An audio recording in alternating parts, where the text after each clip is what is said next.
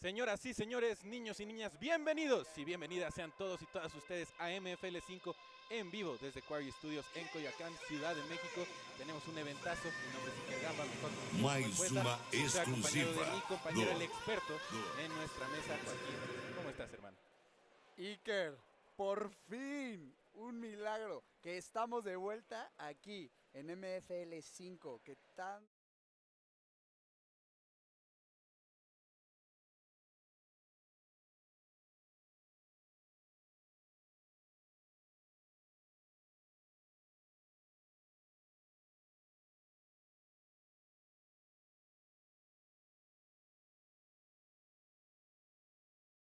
Vale muchísimo la pena esta noche y se juntaron, yo creo que los mejores combates de toda Latinoamérica esta noche. Claro, porque después de 3 meses estaban muy ansiosos todos los peleadores de entrar a una cartelera de MFL y solo elegimos a los mejores para reactivar todo el momentum que ya traía la liga. Y además hay que recordarlo, justo el último evento MFL 4, el evento estelar originalmente iba a ser el que tendremos esta noche. Era Woody Chavez contra el tanque Ewert. Al final no se da la pelea porque Woody tiene un problema de estafilococos en la pierna izquierda, me parece. Pero ahora ya los tenemos por un título en las 205 libras. Tenemos...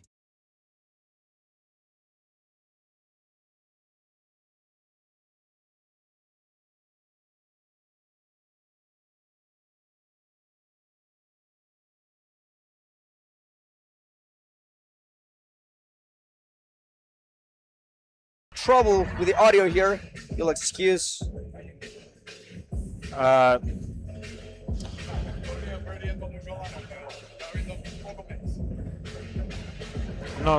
No me oigo. Pedimos el feedback del otro. No nos oímos entre nosotros.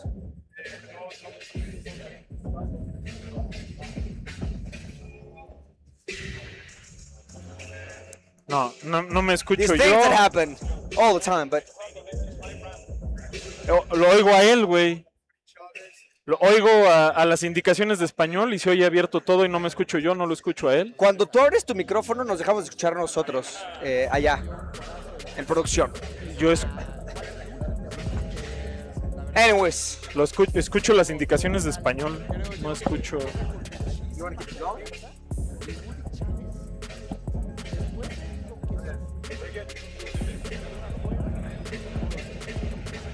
Yo creo que algo le movieron. Que antes escuchaba. Yo creo que algo le movieron. Récord, ¿no? 8-2 el récord. Woody Chavez tiene 55 peleas como profesional. Entonces es una locura esa diferencia que hay en los récords.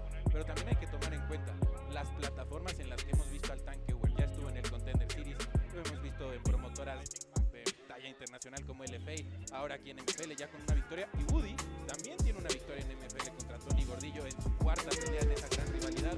Así que ambos guerreros realmente representan lo que son los artistas marciales y más. Woody en el sentido de que está agarrando una pelea en las 205 libras. Es alguien que empezó su carrera peleando en peso welter. Eso es algo que a mí me llama mucho la atención, porque tanque también es un peso mediano. Así que ahora vamos a ver el gráfico también de la cartelera. sigamos hablando así y para escucharnos nos levantamos una orejilla. Se escucha horrible, güey. Se escucha como puro.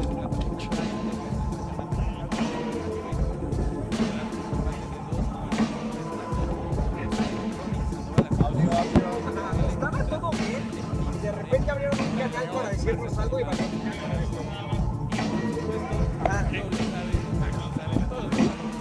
No, es que tiene que bajar alguien de audio. ellos no son audio. O sea, yo ya no reporté aquí contigo. Escucha puro. Audio se escucha pura interferencia en los trazos de Se escucha como un retumbe de la música nada más. Me encanta ver a Diego. Creo que los dos son peleadores súper efectivos. Vamos a la No.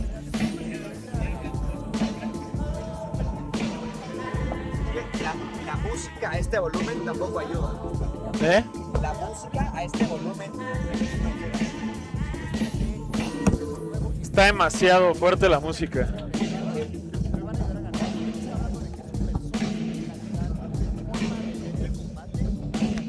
Y el fuerte de Kaki es el audio. ¿Eh? El fuerte de Kaki es el audio. He's got it, he's got it. Ahorita va a bajar Kaki. Kaki we trust.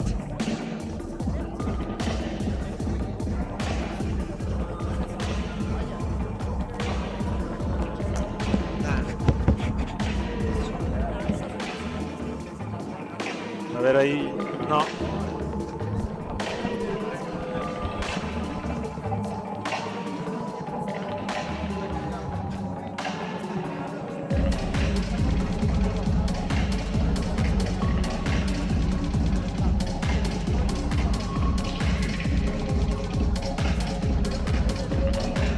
¿Tardas mucho?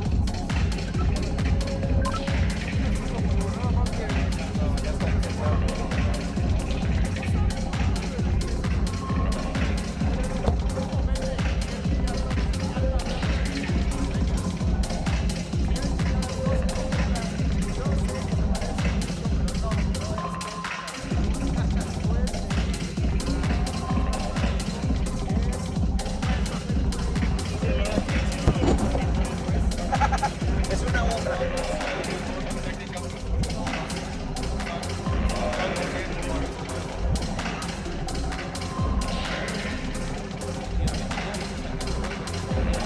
Para que no extrañes a Jota.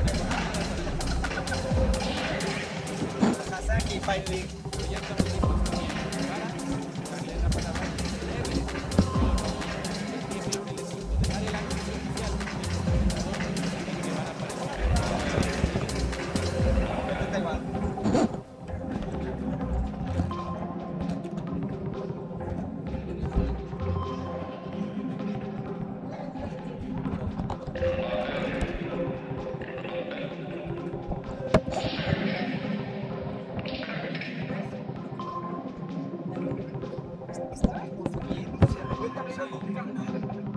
Para decirnos algo y ahí nos perdimos. Y ahora yo oigo las explicaciones en español.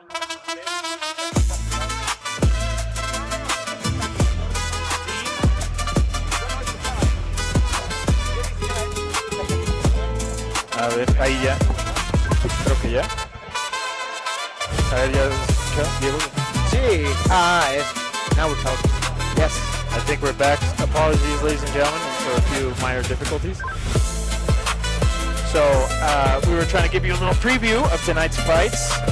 Starting off our prelim card, we have Ivan Torres, which is Jaime Jauregui. As I was saying, I don't know if you were able to hear me, but Ivan comes from a prominent family MMA team, the Torres Bros Academy. Here we see a beautiful shot outside the Corey Studios, live from Mexico City, Mexico here. MFL 5 for all of you. We're about to kick off our prelims with Ivan El Leon Torres versus Jaime Jauregui. Ivan has a very extensive amateur record, 30-4 reported fights. Anything else to add to that, Diego? This is one of those fights that could easily be higher on the card. I know both fighters are making their professional debut, but the styles are exciting. The level you'll see that is above what you would expect from pro debuts. Well, Ivan is also a four-time champion. I don't know if it was in the IMAAF Federation. MF and IMMAF, yes. International MMA Federation. He's got 4 titles in there. It's a very Ladies and gentlemen, this is Mexico Fight League, live from the Quarry Studios in Mexico City, presenting tonight MFL 5, Tanque Ewert versus Woody Chavez for the MFL Light Heavyweight Championship. Damas y caballeros, esto es México Fight League, en vivo desde Quarry Studios en la Ciudad de México, presentando esta noche MFL 5, Tanque Ewert contra Woody Chavez por el título del peso semicompleto de MFL.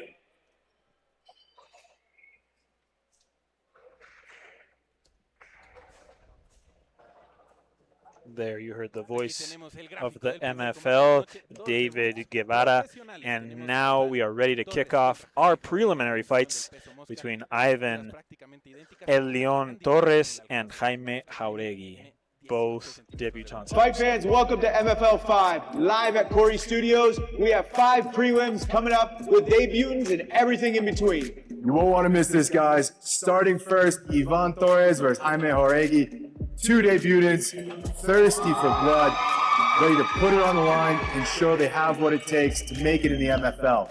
These prelims are electric, guys. Don't miss out. Stay tuned. En realidad no sé cómo vaya a finalizar la pelea. Lo que sí sé y estoy muy seguro es que puedo finalizarla tanto de pie, tanto como en el suelo. Entonces lo más seguro es que voy a finalizar en el primer round. Estoy listo para la guerra, estoy listo para el ritual. Yo sé que mi rival no es fácil, tampoco quiero peleas fáciles, yo quiero demostrarme que soy el mejor y estoy dispuesto a lo que sea. Y el 15 de agosto va a haber sangre. Sinceramente y con mucho respeto para todos los demás, creo que no me pueden igualar en nada, pero si hay algo que me diferencia mucho de los demás siempre va a ser mi mentalidad, la capacidad y mi madurez, como veo las cosas, y que la verdad yo siempre he estado bendecido desde que soy un niño y eso nadie lo puede igualar. Y pues hay espectáculo, más que nada, más que ganar o perder, yo quiero entrar al octavo, ¿no? Y demostrarme lo fuerte que soy. Por un tiempo yo pensé que no lo era. Esa es mi meta, demostrarme a mí mismo, más que nada de si gano o pierdo. Yo quiero ir por una guerra, a quitarnos años de duda y a demostrarme que el más valiente soy yo.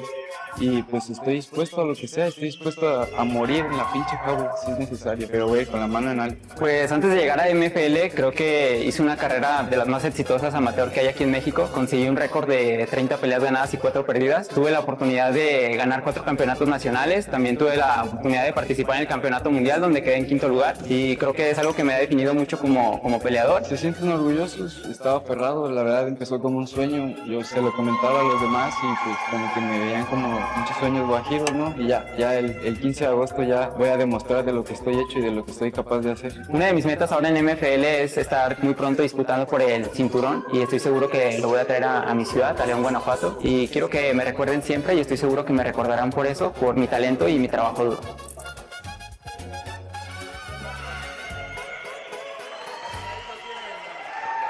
And there you have it. There we see from blue corner Ivan Torres. Here he comes. There we see Ivan walking out. Both of them are making their professional debut tonight, and usually what we see from people making their debut is very explosive, raw energy in an opening fight. They literally try to kill each other as soon as the bell rings because it's like their presentation card for their professional career. So they're trying to make an impression. They're trying to put a stamp on their intro to this sport. And there we see, that is not Jaime Jauregui, that is Ivan El Leon Torres. And that's his brother right there with him. 22 years of age, making his debut tonight. And Ivan, as we said, has an extensive amateur record, 30-4, very well-rounded, as you saw him, very proficient in the ground, very fast, very explosive, and all that experience he's bringing in from the amateur circuit. And there we see his brother, Alacran Torres, veteran of another league here in Mexico City. You know what they say is it takes 2 to tango, and his dance partner, like you said, he's gonna come in aggressive, he's gonna come in a lot to prove, but with 30 fights in the back, 34 amateur fights in the back already, he's gonna come out a little bit more calm, probably trying to find the distance, but who knows whose fight this is gonna be. It's gonna make for a very, very exciting fight. Here we see, as Diego mentioned, Ivan, very calm. He's been in here inside a cage several times before.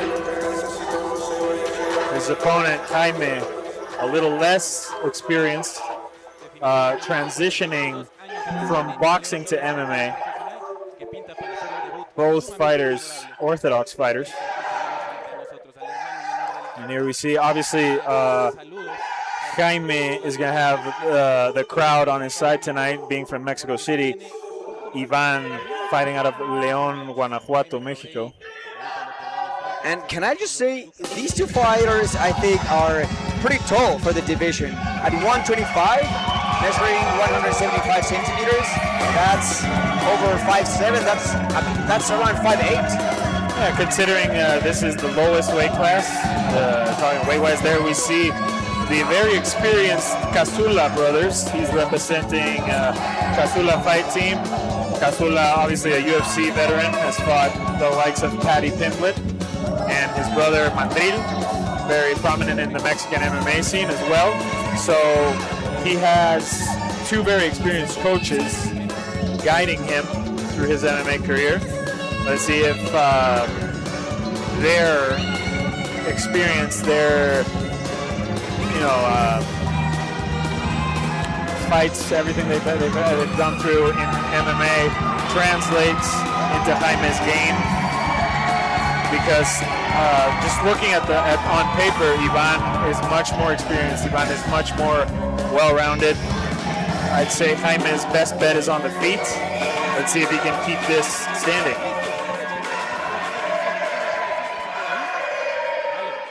And there we see the crowd already on Jaime's side. Well, I was telling you. Ladies and gentlemen, this first fight is 3 rounds in the flyweight division. Damas y caballeros, esta primera pelea es a 3 asaltos en la categoría de peso mosca. Presentando primero, en la esquina azul, un peleador de artes marciales mixtas, haciendo su debut profesional, midiendo 1,70 m, pesando 124 libras. Introducing first, fighting out of the blue corner, a mixed martial artist making his professional debut. He stands 5 feet 7 inches tall, weighing in at 124 pounds. Fighting out of León, Guanajuato, Iván El León Torres.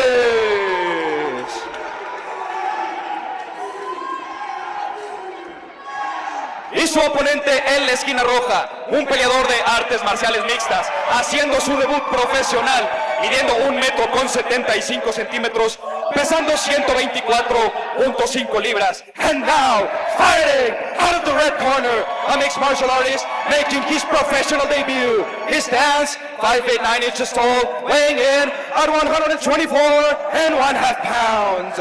Fighting out of Ciudad de Mexico, Jaime Jauregui. Y el referee encargado, the referee in charge, Antonio Guerrero. El tercero sobre la jaula, Antonio Guerrero. Ok, ya conocen el reglamento. Hagan una buena pelea. Protéjanse todo el tiempo y sigan mis indicaciones. Choquen guantes y a sus esquinas. And here we go to kick off our MFL 5 event. Iván El León Torres versus Jaime Jauregui. Antonio Guerrero, third man inside the cage. Iván El León Torres en la esquina roja. Jaime Jauregui detrás, como bien dijo Joaquín. Ivan has not taken his eyes off of Jaime. La presión en movimiento. Mucho tiempo. And it was Ivan who didn't lose any time to take the center of the octagon. Nice jab by Ivan, knocks down Jaime. Immediately grabs a hold of him, trying to take advantage of maybe Jaime being a little bit rocked to see if he can do any damage on the ground. Those long limbs are really helping him in this position. You see Ivan grabbing a hold of that body lock, trying to work his way to the back of Jaime. Jaime very high up, so he's safe for now. There Ivan throws both hooks in. Very nice job by Jaime turning into the guard, but Ivan immediately snatches an arm. That looks tight. That looks tight, Diego. This could be it. You know, first round, both fighters are still dry. Really dangerous position And for he's out. Jaime, but he's out. And now he's going for the leg. Decides to work back into the guard. Closes his guard. Very explosive opening round here. Now, as you see, Ivan is playing a high guard. This means he's trying to set up another attack. Again, goes for that arm. This time it's much tighter. Spinning it out of it, but the elbow is still inside. If the elbow does not go behind Ivan's legs, Jaime could be in serious trouble here, but he's out. Jaime did a good job at staying calm. Ivan used that armbar to sweep. Now he has top position on Jaime's open guard. Ivan leaping punch into Jaime's guard, but doesn't really connect there. And then once again, Ivan working. Has the back, might try a Suloev stretch here. I'd like to see Jaime maybe try to shake him off. Because Ivan's a little too high. Yeah, he's a little high up on the back. He needs to exactly do that. Go for some leg control. And Jaime's doing a good job of pulling the head. When your opponent's high up and you pull in the head, it usually helps to get him off of you. But here, the cage, I feel, is helping Ivan stay on the back. He might transition to an arm again. But Jaime does a good job getting him off of him. And now Ivan immediately gets up on his feet, doesn't want to be on the bottom.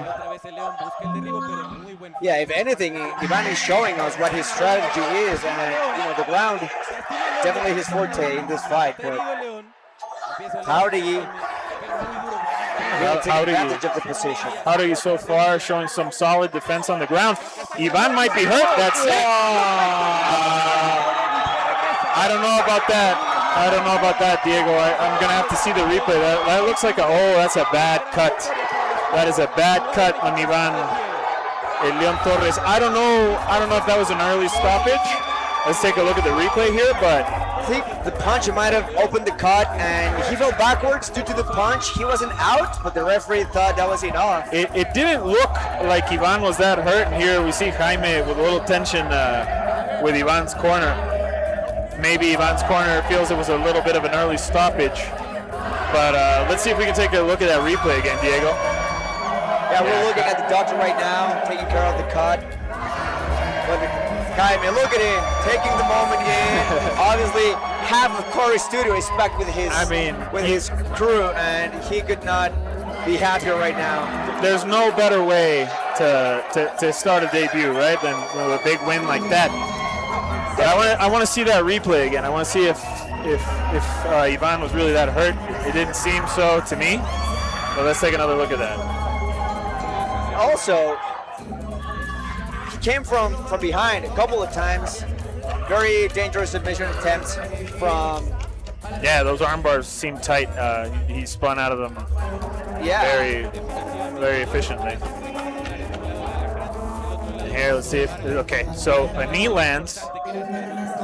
Maybe Ivan was a little bit rocked. He got a hand on the leg. I think it was the knee that cut him. But see, those are body shots there. Nothing to the head. I think that landed clean. Just kind of the way he fell, and maybe the way he gave his back. At the end of the day, it's a hard job. The ref's job is to look after the fighter, and the way his body language, probably the way he fell. The referee thought it was. The rule is if you're not intelligently defending yourself, it's got to be stopped. I don't know if Ivan was intelligently defending himself, but I don't know how hurt he was. It doesn't look like he was that hurt on the replay, but maybe the referee being closer to the action deemed otherwise. Let's go to David for the official decision. Damas y caballeros, el referee Antonio Guerrero detuvo el combate a los 3 minutos con 12 segundos del primer round. Ladies and gentlemen, referee Antonio Guerrero stopped the fight at 3 minutes, 12 seconds of the first round. Declaring the winner by TKO, Jaime Jauregui.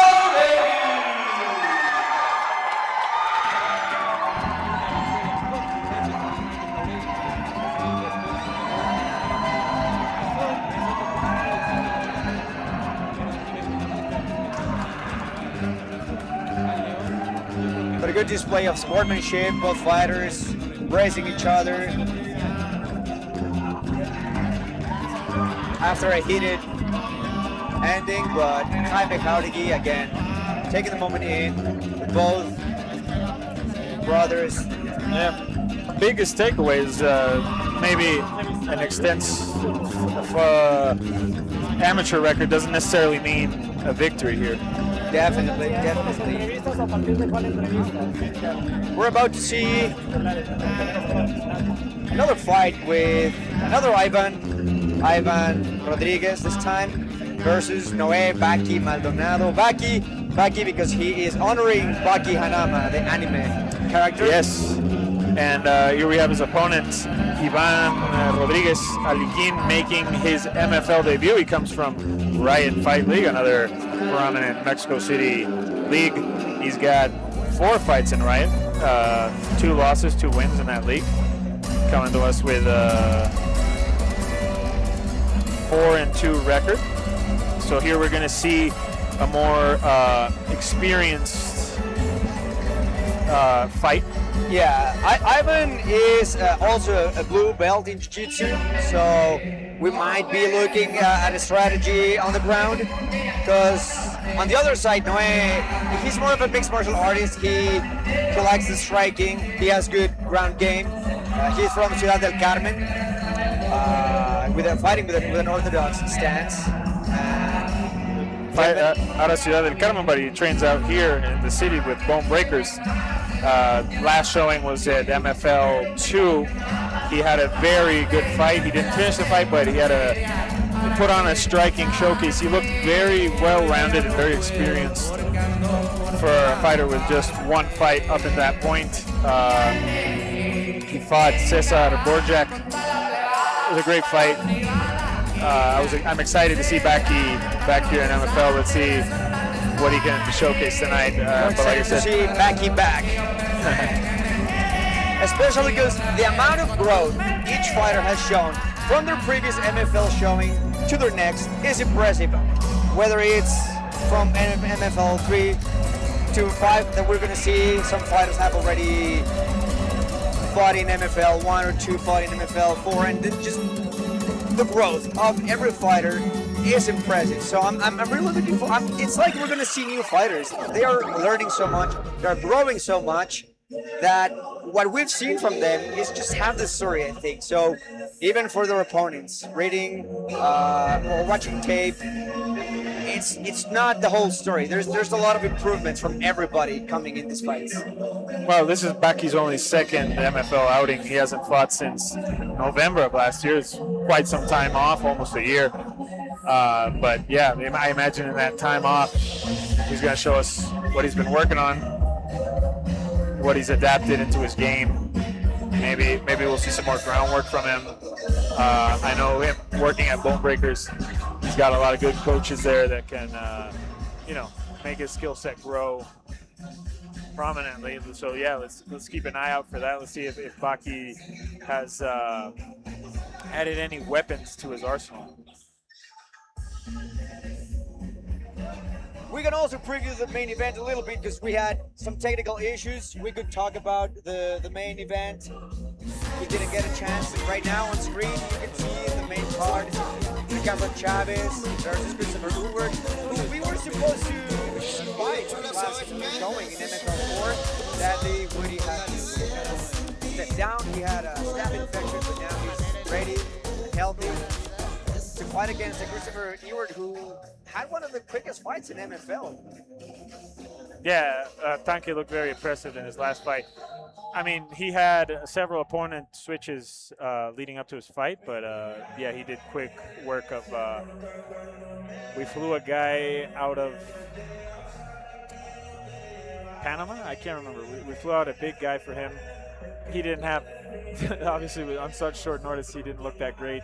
But I think it was more Tanque than anybody we could have thrown up against him. And there you see our preliminary card. Preview up there. We have several prelims ahead of our main card still. We have coming up, as we mentioned, Baki Maldonado versus Ivan Aliquin Rodriguez. After that, we have Kevin Chaos Rodriguez. Kevin, another returning MFL fighter, versus Eduardo Villa.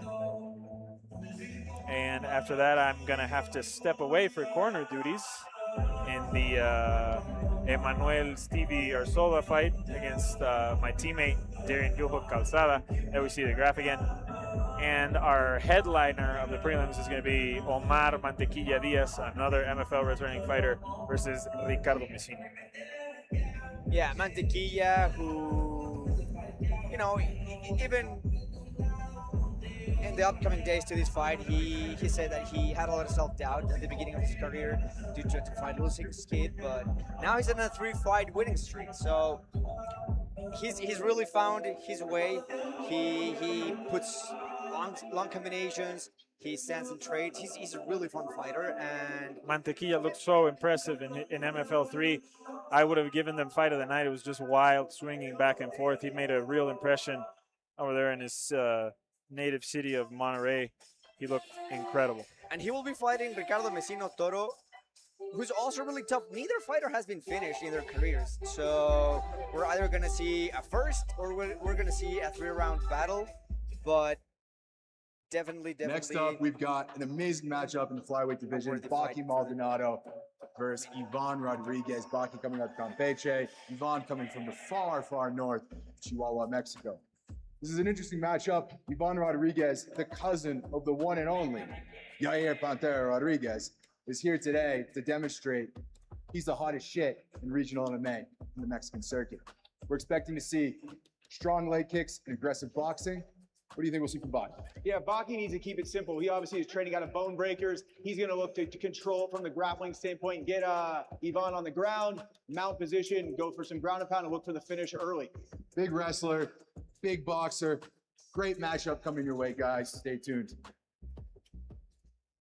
Esta noche prometo darle al público un show que les guste, un espectáculo que valga la pena ese boleto que pagaron para ir a ver. Como la pelea pasada, yo les voy a regalar una guerra. Me encanta dar show, me encanta que la gente grite mi nombre, que a pesar que no me conozca ese día me conozcan y se vayan con un buen sabor de boca de mí. La parte más fuerte de mi juego, honestamente, sería mi striking, ya que la mayoría de mis peleas han sido finalizadas de una manera contundente. Mi striking habla por sí solo. Vamos a ganar esa pelea. Van a ver un peleador súper completo, mejorado a la versión anterior del Baki Maldonado y va a ser guerra. Espero estén preparados y no se lo pueden perder.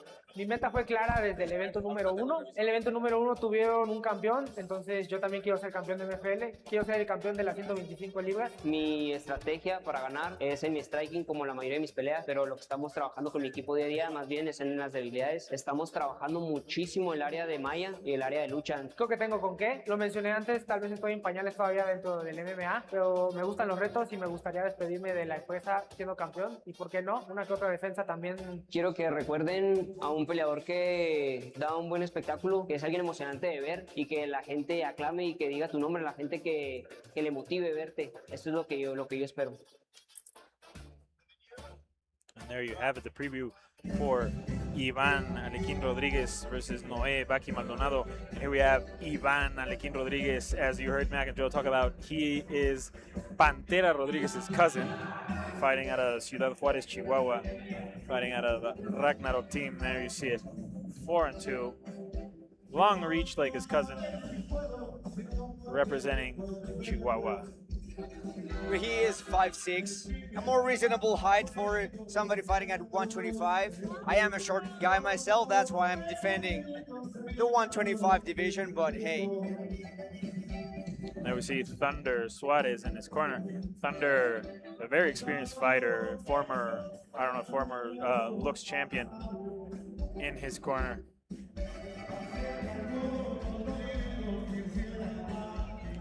Very tough fight for both men.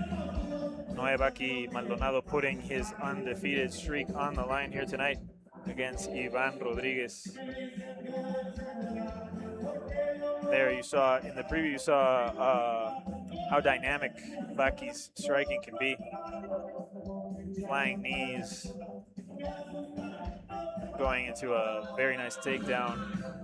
Excellent showing out here in his last MFL fight against Cesar Borjak. Long time to be away for Baki, but let's see how he shows up here tonight. You can see on your screen it says "Kiss to Victory." boxing combinations and punishing with low kicks.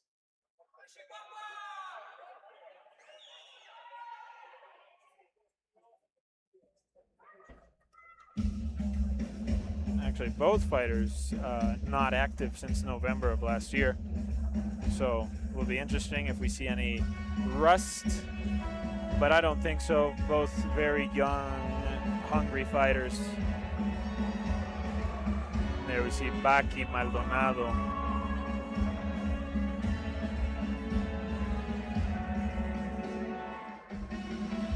There, Canek Granados in his corner. His coach, very experienced in the MMA scene as well. I like that headband Baki wears. Reminds me of Julio Cesar Chavez with his red one, but he wears a black one that says 100% Carmelito. I don't know what that means necessarily, but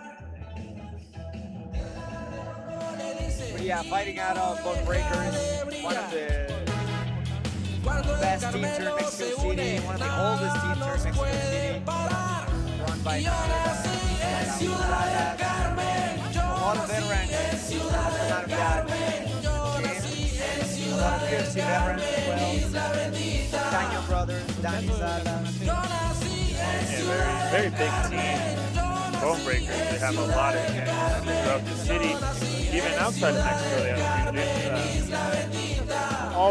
Always, no matter what card you're seeing, you'll definitely see some Bone Breakers fighters on that card here in Mexico. Ivan Alequín Rodriguez with blue belt. We don't have Baki's credentials on the ground, but I've seen him. If he's not a blue belt himself, he's quite close. And Baki's keys to victory is to be aggressive with his wrestling and try to punish with ground and pound. If he does implement that game plan, let's see if Ivan's blue belt comes into play. Ladies and gentlemen, this fight is 3 rounds in the flyweight division. Damas y caballeros, esta pelea es a 3 asaltos en la categoría de peso mosca. Presentando primero, en la esquina azul, un peleador de artes marciales mixtas, con un récord profesional de 4 victorias y 2 derrotas, midiendo 1,67 m, pesando 125 libras. Introducing first, fighting out of the blue corner, a mixed martial artist holding a professional record, 4 wins, 2 losses. He stands 5 feet 6 inches tall, weighing in at 125 pounds. Fighting out of Parral, Chihuahua, Iván Alequín Rodríguez.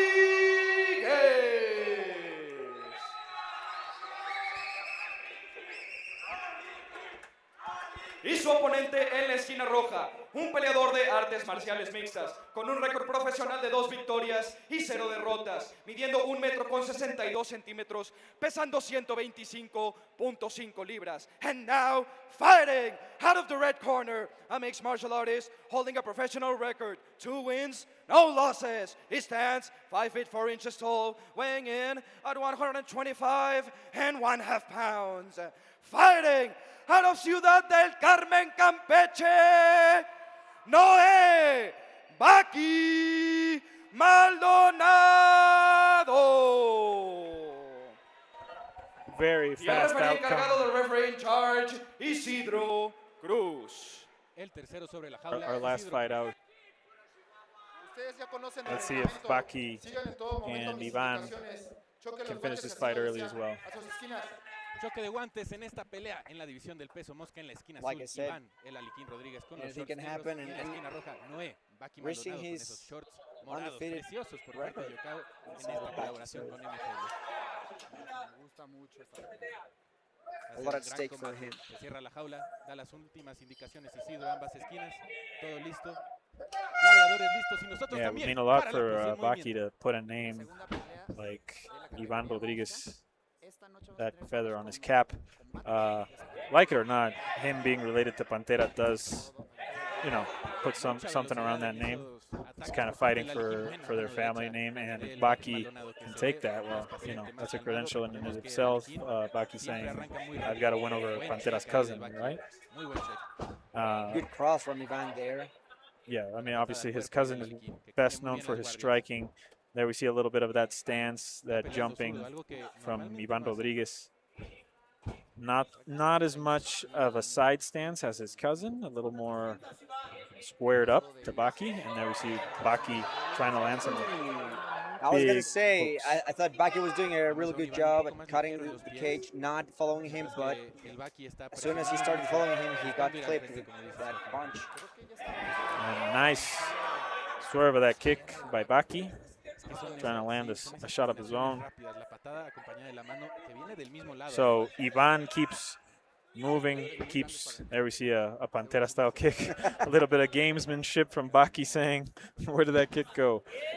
As I said, Ivan very dynamic in his movement, doesn't stop moving, and Baki keeps trying to cut the cage off from him, trying to trap him where Baki can, cut off the cage from Ivan and maybe land a strike. You see that very dangerous oblique kick. Oh, nice big shot by Ivan. He cut him in. Yeah, Baki attempting that side oblique kick to the leg, very dangerous if landed. And surprisingly, we see Ivan closing the distance, backing up Baki up against the cage. We see a little welt over Baki's right eye. One of those shots that maybe Ivan caught Baki coming in. And there we see some damage from Ivan on Baki's leg. This is good to do in the first round. He's going to get Baki tired, trying to get him off the fence. Back to I think Ivan just kind of abandoned the position a bit. Lets Baki take back center of the cage. And Baki needs to do something quick to earn Rodriguez's respect, because Rodriguez is doing whatever he wants. There we see a big shot from Baki. Doesn't completely land. As you mentioned, Baki, the only one wearing some damage so far from this first round. And we see some spinning motions from Ivan. Very comparable to his cousin's style. A lot of spinning, a lot of jumping around, a lot of side stance switching. Baki throws a flying knee, doesn't quite land. It's a bit of desperation, but at this point, anything goes. And he landed a flying knee with his last showing out here in MFL, but he needs to throw a better combination before it. You can't just, nice hook there by Baki. You can't just throw a blind flying knee. You need to put something behind it. A lot of showmanship tonight here from Baki when Ivan seems to miss. Kind of telling him. Oh, there we see a cut open up now on the center of Baki's nose. He is well aware of it. He probably feels it trickling down his nose. Let's see if it'll affect or bother Baki too much. Now Baki putting some pressure up against the cage.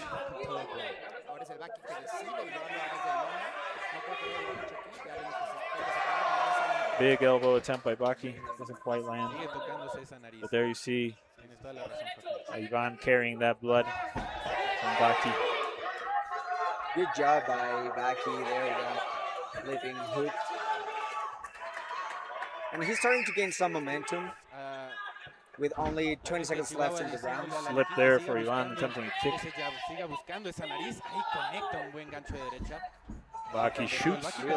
Very important to end the round in a favorable position, which is what Baki's trying to do. If he can end the round on top of Ivan or on his back, as we see here, he might be able to steal the round from Ivan. Locked in. 1 second left, but that was a very close choke.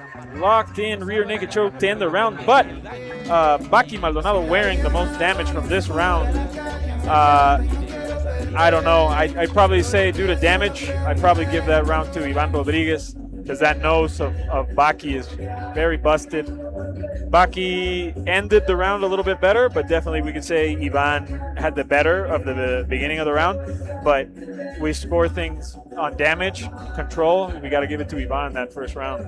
Yeah, for sure, I agree. Definitely, Baki started to pick up the pace at the end of the round, but not soon enough to win the round, especially with that takedown. Had that takedown come a little bit sooner, controlled a little bit more, yeah, could have taken the round, but that cut speaks for itself, I think. Yeah, maybe a little bit too little, too late for Baki in that first round. He did end the round favorably, but not quite enough to steal him the round, probably.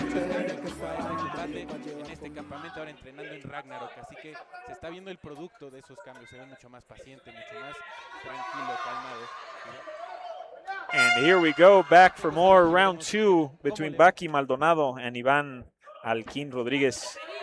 Let's see if this cut Diego will hinder Baki in his fighting. I don't think so. Usually when it's a cut on the forehead and the blood can kind of get in your visibility, it does affect.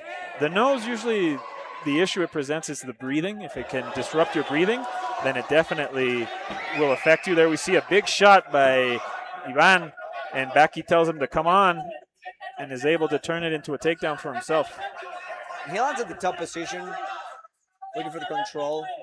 There we see Baki trying to trap Ivan's legs underneath him with that triangle with his legs. Nice grappling here by Baki. Immediately gets mount. This is bad for Ivan because up against the fence, Baki can land a lot of damage. You see him there going for a giant elbow that he misses. And here we go again, locked in, rear naked choke. Can this be it? Ivan is turning. I think he's almost out of it, but Baki is insisting on it.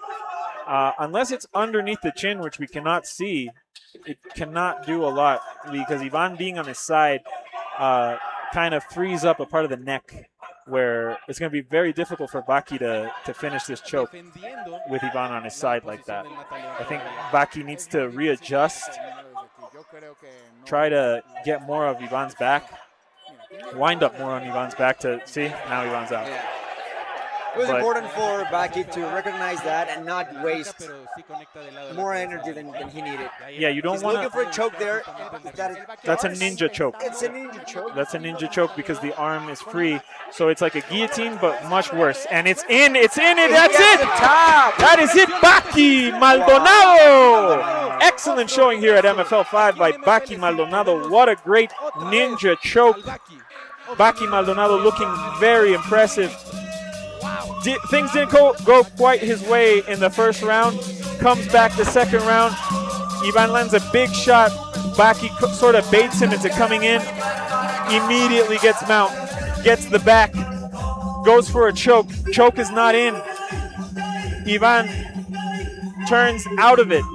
As soon as they're on their feet, Baki locks up that ninja choke, which seemed very, very tight. And that was it. I think he did a really good job at staying patient, recognizing whether the submission was in or not. And now he is 3-0, staying undefeated. A really interesting prospect in the 125 pounds. Really looking forward to what's next for him. Amazing homegrown talent, Baki Maldonado, Noé Maldonado, MFL homegrown talent, Baki, signed talent from us. Amazing, very impressive ninja choke. It's not easy to get that ninja choke because it's like a guillotine, but you sort of lock it up like a rear naked choke. So it's very hard to get that deep in around the neck. And Baki doing it quick and efficient here tonight. Amazing showcase by Baki Maldonado. And then we see a very, obviously, not too happy Ivan Rodriguez.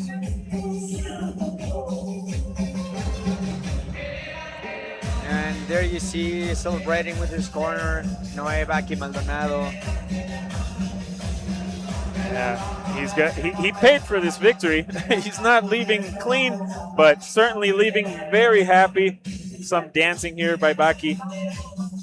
This is a very good talent we have here at the MFL, Baki Maldonado.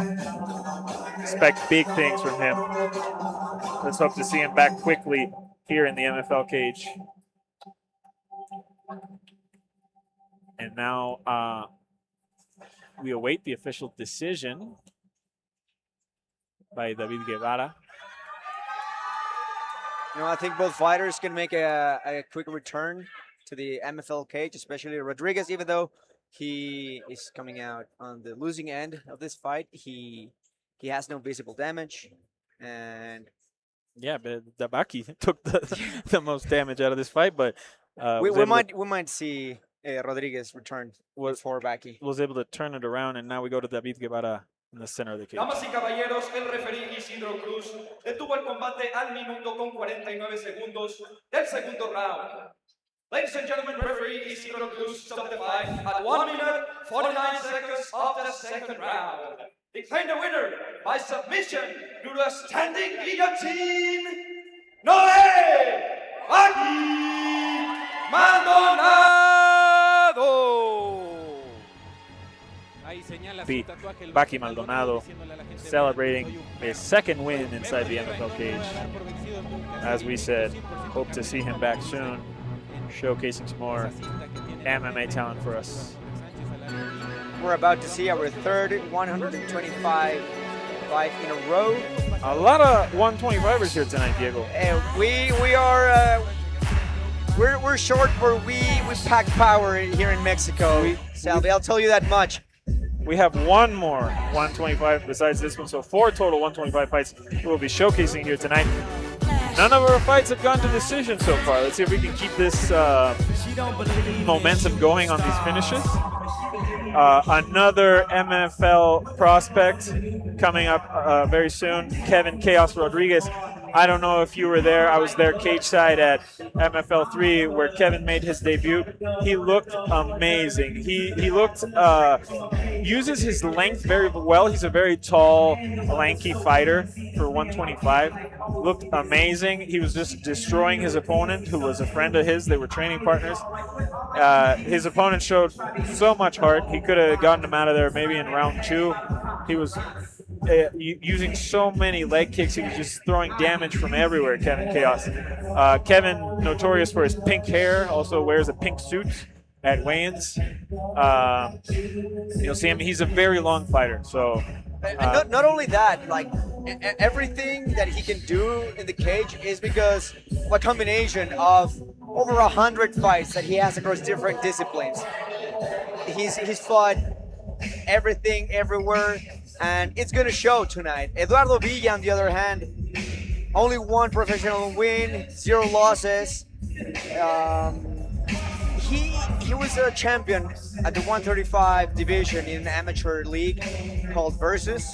So, also he's got a lot of things going on for himself, fighting out of Iron Dragon's team. And also, one of the biggest differences in this upcoming fight is the age difference between both fighters. Villa being 30 years old and Carlos Rodriguez being only 19 years old. So yeah. That's a big difference. Yeah, very big age gap, but same MMA experiences. We see both 1-0. As we typically say, somebody's O has got to go. So somebody will be losing their unbeaten streak. And I was talking about the age. Look at the height difference. Height difference, very. That is 12 centimeters, about 6 inches. Big gap on the age, big gap on the height for Kevin, favoring Kevin in both. The reach, Diego, take a look at that reach advantage by Kevin Chaos. He will enjoy a very big reach advantage, and as I said, he fights very lanky. You mentioned you were doing corner duties later on tonight. What would you say to a fighter who's got a 12 centimeter reach disadvantage against the opponent? What would you say to Eduardo? What would be a good strategy for him? Eduardo definitely needs to close the distance and fight inside the pocket. It's easier said than done, but he has to he might have to eat some damage on his way in because he's definitely going to eat some jabs trying to close the distance on Kevin. But he has to close the distance, either try and grab a hold of Kevin and get this fight to the ground where the reach wouldn't matter as much, or try to, fight in the pocket. Next up in the flyweight division, we have Kevin Chaos Rodriguez versus Eduardo Viva. Kevin is coming from Monterrey, Mexico, a very athletic fighter that has great striking and kick game. When you look at his keys to success here, he wear down the front. Now Eduardo needs to take advantage of the gaps in Chaos's game. Kevin, Chaos, is a multi-year Taekwondo black belt, terrifying striker. We saw him demolish, pick apart his opponent in his debut at MFL 3. And we can only think Eduardo's real opportunity here is to counter these spinning attacks that we expect to see from Chaos and know so well. Get ready, guys. Next flyweight fight coming up, and I think that might be the last. We're ready to see some bigger guys stepping up soon. No way this goes to decision. Lo que dañaré primero será su mente, su cabeza. Que una persona joven te esté golpeando, esté teniendo mejor ritmo, mejor cardio. Estaré peleando con su cabeza al mismo tiempo que con su cuerpo. La parte más fuerte de mi juego es la explosividad. Soy un peleador muy explosivo. Considero que pego bastante duro y que de un momento para otro te puedo proyectar. Y mi lucha es muy encimosa, o sea, te lucho y no te dejo parar. Yo siento que lo más peligroso, mi mayor fortaleza, es que de verdad te quiero lastimar. Entonces eso es lo que me hace diferenciarme de los demás, la mentalidad con la que me subo. Si muchos van a ganar, yo voy a lastimar. Como lo vengo diciendo, lo vamos a llevar al piso, lo vamos a sumergir, lo vamos a lastimar ahí. Y también, ¿por qué no arriba? Si quiere fajarse arriba, también estamos listos. Mucha determinación, muchas ganas de ganar, mucha hambre, mucha explosividad, mucha confianza. A la gente le prometo lo que siempre le he prometido, un caos dentro de la jaula. Siempre ese tipo de peleador, el que soy yo, soy alguien que se toma el tiempo para pensar por dónde entrar. A lo mejor te puedo decir hoy un peleador completo, pero ese día lo que les voy a prometer es sangre y dolor, sobre todo dolor.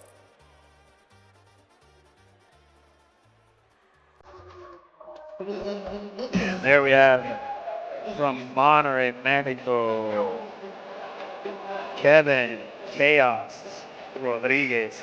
As I was saying, Diego, obviously look at that, look at the length of those arms, those legs. He put a beating on a guy that was supposed to be his close friend back in Monterrey for their debut. They were friends fighting each other. He doesn't know Eduardo Villa, so if he did that to his friend, Eduardo Villa should be a little bit nervous tonight. That is one scary thought, now that you mention it. And that is one scary too in 125. I know I'm sounding like a broken record. I'm sorry, but this is what we have in front of us. No. We have a huge fighter at 100 centimeters fighting an opponent at 167. That is a 5'6" fighter fighting almost a 6-foot fighter. It is a huge problem to have a fighter as long as Kevin, with the reach Kevin has, in front of you for Eduardo.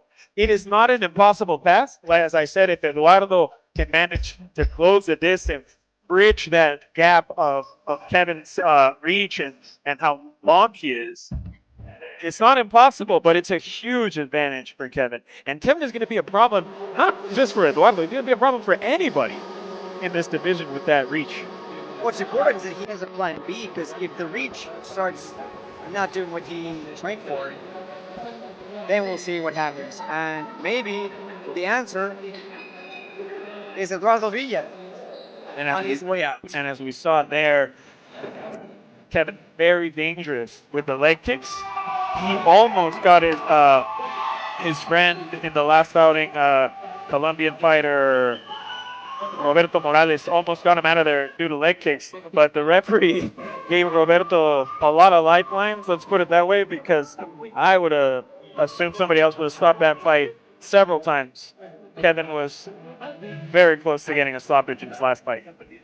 You can see there in the corner of Eduardo Villa, Christian Nello, another veteran in the Mexican scene. He was a fighter, he's a referee, he's a judge, you name it, you'll see him. So having somebody like that on your corner with so much experience, it does so much for you as a fighter with only one professional fight. Tello, representing Adam team, they have a very big team. I'd say Adam is another very big team, as we mentioned, Bone Breakers. Adam has a lot of gyms, but specifically, Christian Tello puts out a lot of fighters. He has a very big stable of MMA fighters, and they're very well rounded. It's not like his specialty. I'd probably say bone breakers. Their specialty is normally more of a ground specialty, but I'd say Tello's fighters are typically very well rounded. Yeah. You might even see a whole Adam versus Bone Breaker show here in Mexico. We've all been to one of those. They're great. And then we see the keys to victory. Obviously, try to close the distance here by Eduardo Villa. There we see him mean mugging. Let's go to Ladies and Damien. gentlemen, this fight is 3 rounds in the flyweight.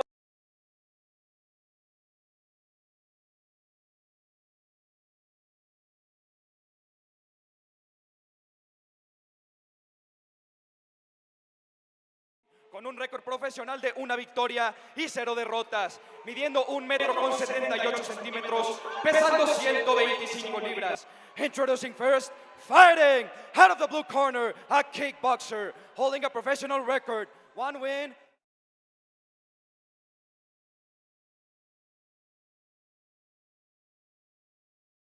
Fighting out of Santa Catarina, Nuevo León, Kevin Caos Rodríguez.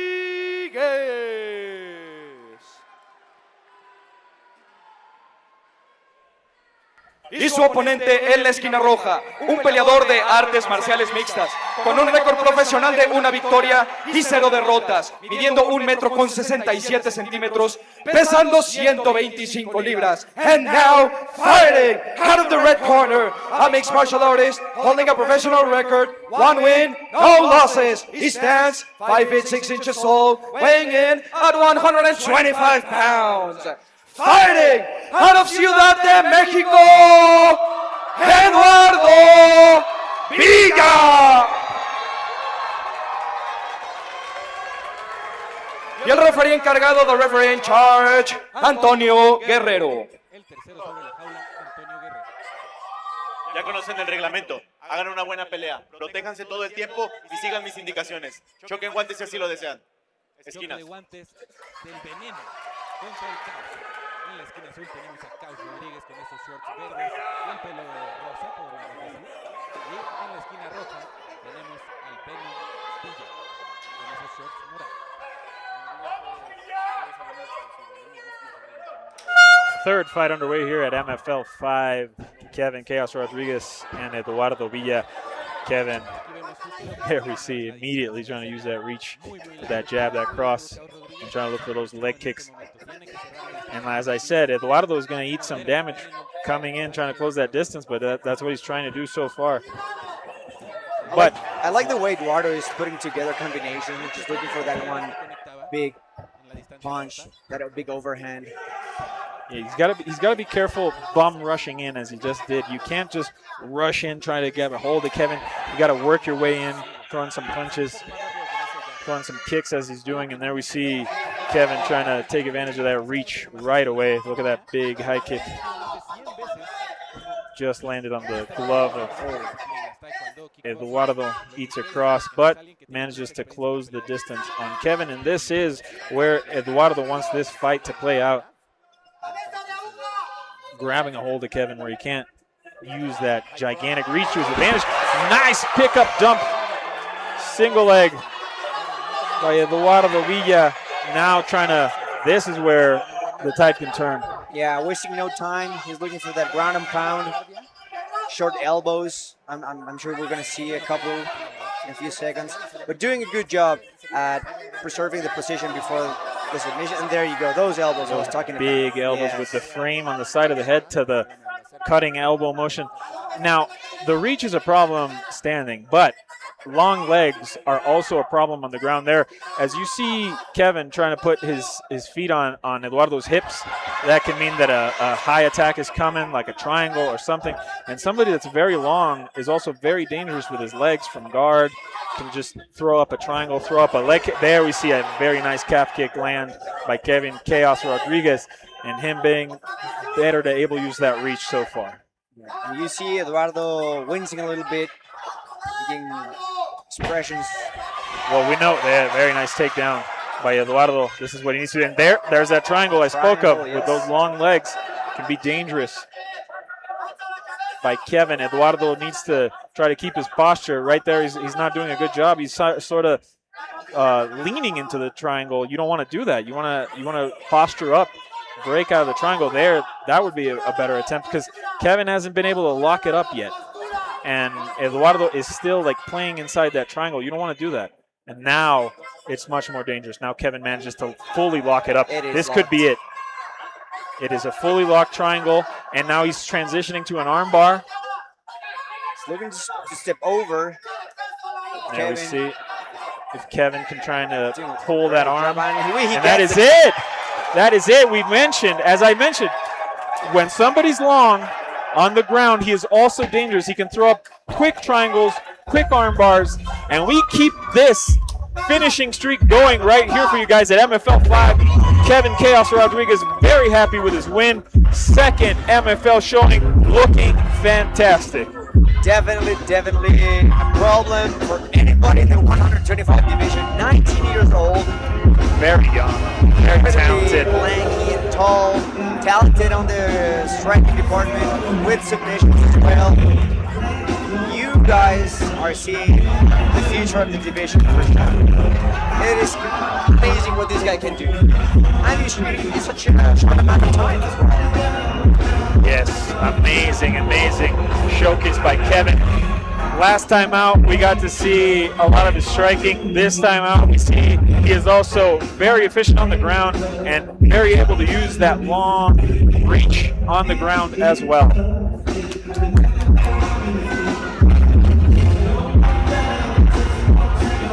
See some sportsmanship by Kevin. As we said, Kevin's going to be a problem for people here at this division because he's so long. He's very talented. We got Master Vic in the house. If you don't know, MFL and MMA Mexico, we have some big news.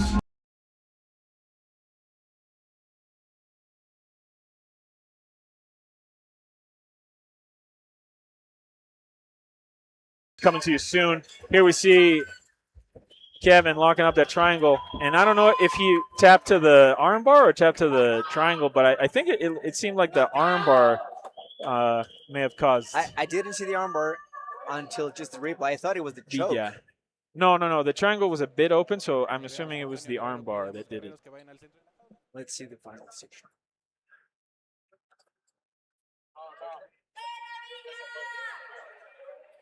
Damas y caballeros, el referí Antonio Guerrero detuvo el combate a los 2 minutos con 54 segundos del primer round. Ladies and gentlemen, referee Antonio Guerrero stopped the fight at 2 minutes 54 seconds of the first round.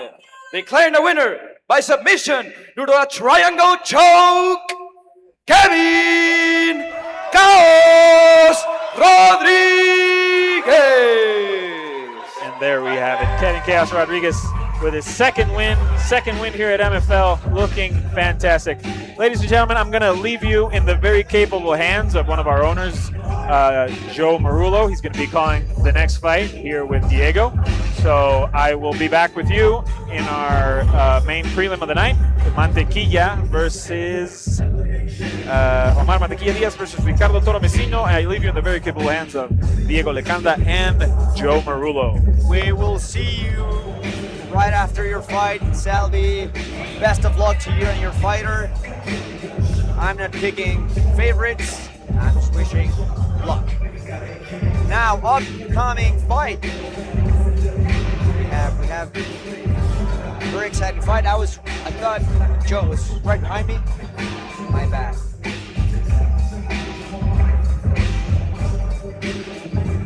So, this upcoming fight, we have Emmanuel Steve Arzola versus Darian Hillhook Calzada. They're fighting.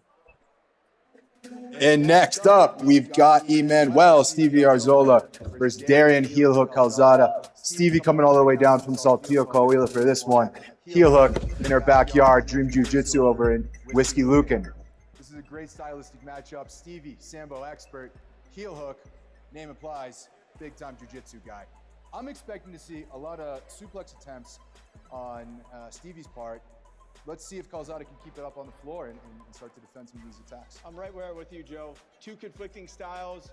Stevie's going to look to take us to the ground, finish him with ground and pound. heel hook.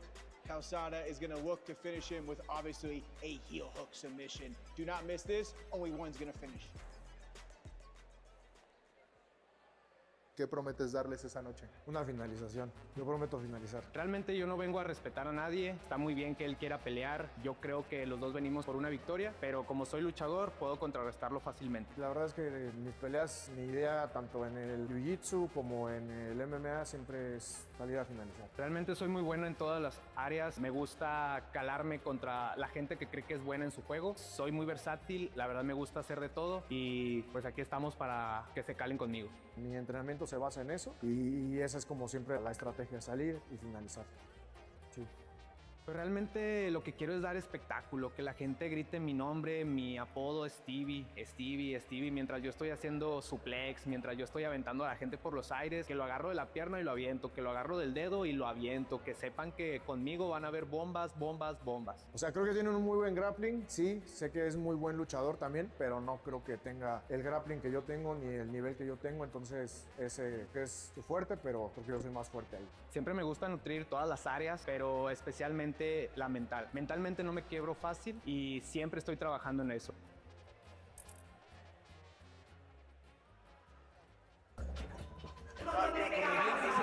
And there you have him. Here comes Emmanuel Stevie Arzola. And how about Joe? Welcome to the desk. What's going on, guys? I'm taking over Salvi's position for this fight.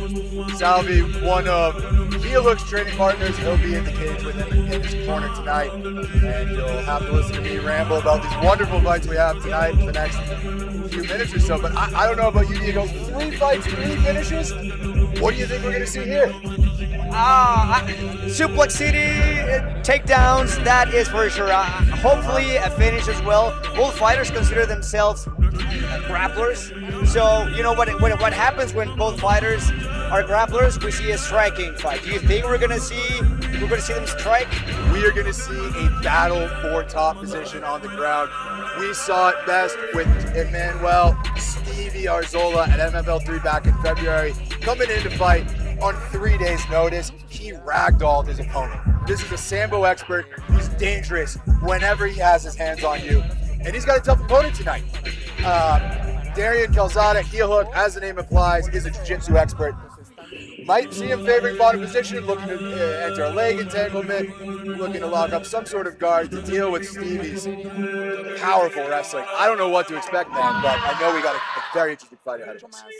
The fun thing about this fight as well is they're almost the same fighter fighting each other. Last fight we had so many differences in height, in age, in styles. Here we have 2 fighters that are 28 and 29 years old, both fighters 173 centimeters, which is about 5'8", 5'9" inches tall.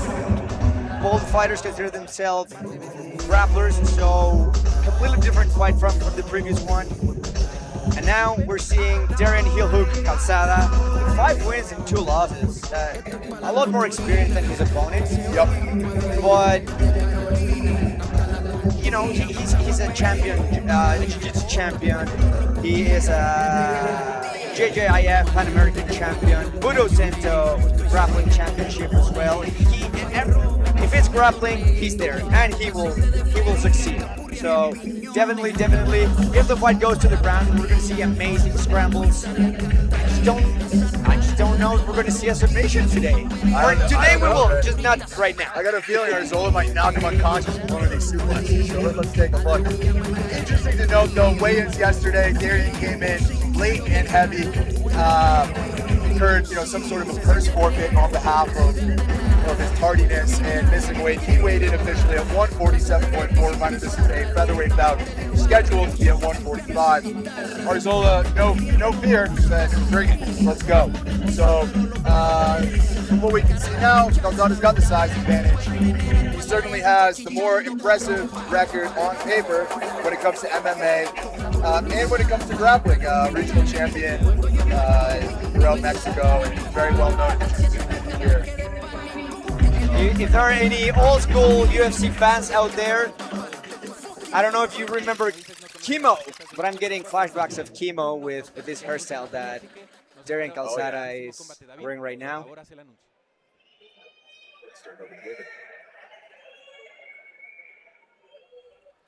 Ladies and gentlemen, this fight is 3 rounds in the featherweight division. Damas y caballeros, esta pelea es a 3 asaltos en la categoría de peso pluma. Presentando primero, en la esquina azul, un especialista en sambo, con un récord profesional de 2 victorias y 0 derrotas, midiendo 1,73 metros, pesando 145 libras.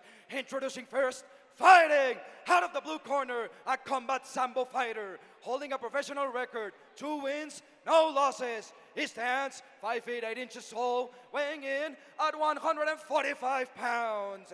Fighting out of Saltillo, Coahuila, Emmanuel Stevie Arzola.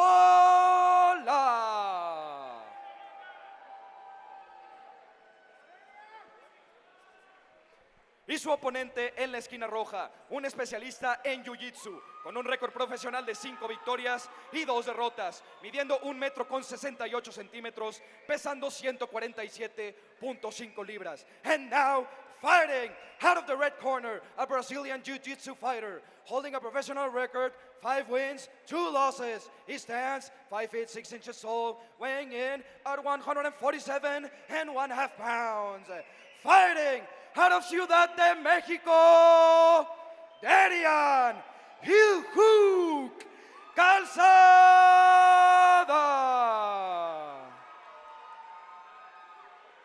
Y el referee encargado, the referee in charge, Miguel Jiménez. El tercero sobre la jaula, Miguel Jiménez.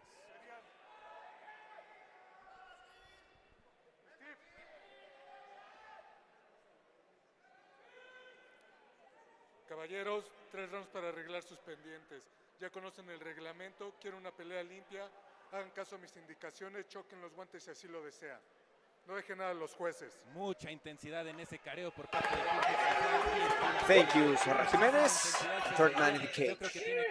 Arzola here, 2-0, looking to maintain the undefeated record.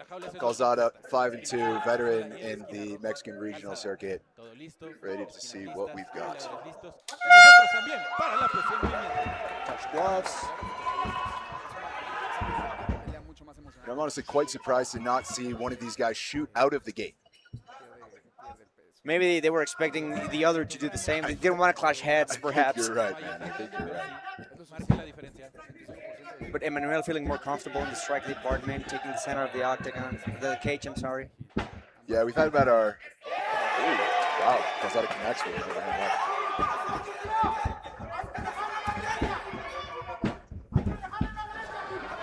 Good combination there by Arzola. And Calzada trying to find his distance, going there for an overhook, but he needs to set it up. He needs to throw longer combinations, I think.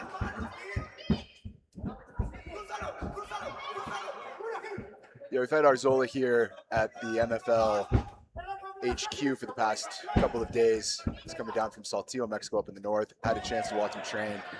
He's looked sharp. He's been working on his striking. It's going to be very interesting to see how this fight develops. Seems to be very comfortable right now, looking to gauge the distance and figure out where he wants to be. I am surprised. I thought if anybody was going to shoot a takedown by now, it would be Arzola, but he looks a lot more comfortable. Certainly developing a striking and really coming into it now. A big change from the last fight that we saw him back in February, for sure. And Calzada just hasn't found his distance, trying to get in. No, very awkward guard as well. If you look, hands very high, bent over.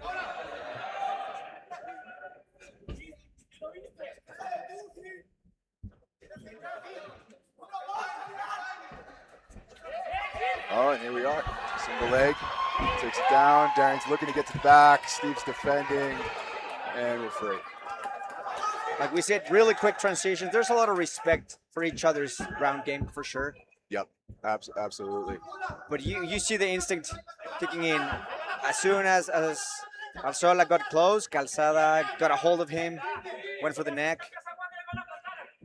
Yeah, If I had to take a guess, I'd say Calzada is probably the harder to submit. He's certainly spent a lot of his life in jiu-jitsu. He's certainly no newcomer.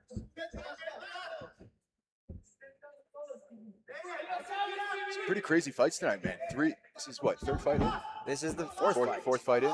Fourth fight in. Still in progress. We've had 3 finishes so far. Really interesting card.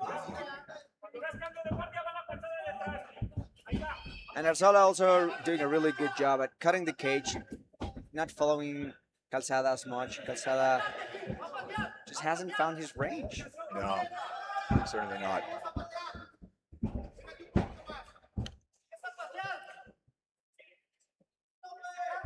I think Calzada as well is going for a more counter-striking strategy. If he went first, if he earned Arzola's respect, maybe Arzola wouldn't be pressing as much, but doing a really good job at pressing the pace.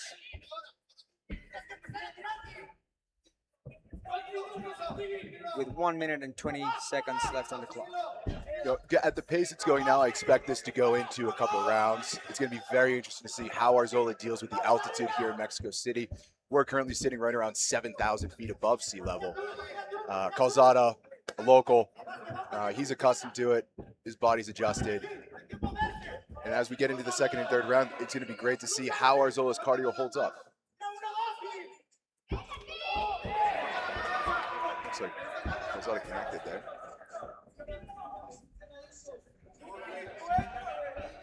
And Arzola switching stances as well. Good more. Yeah, when we first saw it, we gained a lot of respect when we came in on 3 days' notice. But just how he fights is so weird. It's so unconventional. It's uncomfortable to be against. I thought, wow, this guy's got to get on roster. Yeah, like you mentioned, his stance, his guard is a little bit awkward. It's kind of like open, but he's crouching a little. Mm-hmm. He's connecting those straight punches. And Calzada just doesn't have an answer to those. No, certainly not. Got scored in Steve's favor here. What a nickname, by the way, Steve. Steve. Of all the things in the world. If his name was Esteban, you would understand it, right? Of course. Very tactical first round. Different from what we've seen so far. But certainly. This is what happens when the level starts improving and these fighters are more knowledgeable and they have higher IQs. I think for this second round, I'm assuming the strategy on Steve's side is gonna stay the same, but Calzada, he's gonna have to come in for a takedown or something to change the pace of the fight, because this is Arzola's game so far. Yeah, absolutely. Going back to the altitude thing, another thing that's gonna be interesting to look out for is how the age difference comes into play. I think the run sheets here might be incorrect. If I recall, Darian Calzada is in his late 30s, 36, 37 years old. Forgive me for not having that on hand. Whereas Stevie is 28. So certainly a big age gap between the two. And as that clock keeps ticking, that might come into play.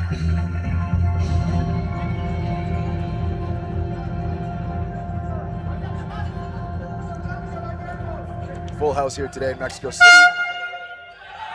at Quarry Studios, Mexico City.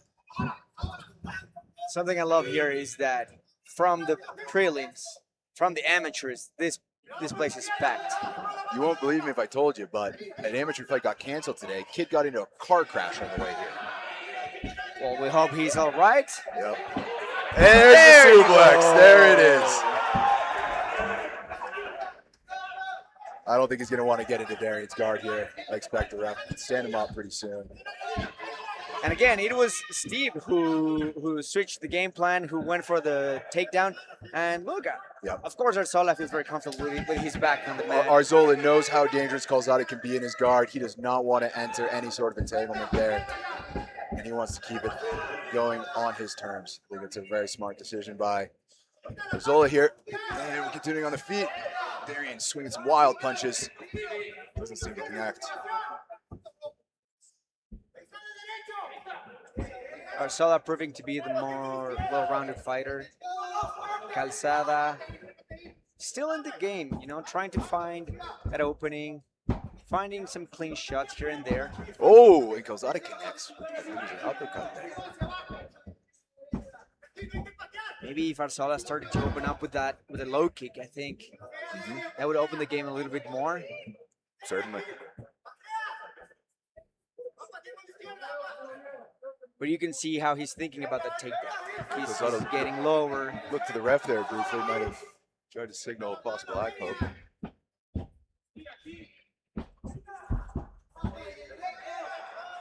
Quick jab. Oh, beautiful connection with the overhand right. Darian fires back.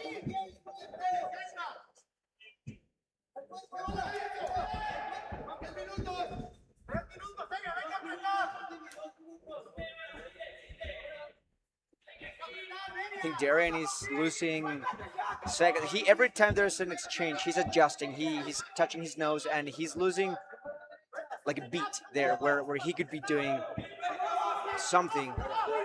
And I think Arzola, he got the sense of the rhythm, he got his distance, and this is his fight. 100%. Arzola's picking him apart with jabs, and I think it's starting to really bother Darian. Oh, wow, beautiful jabs land.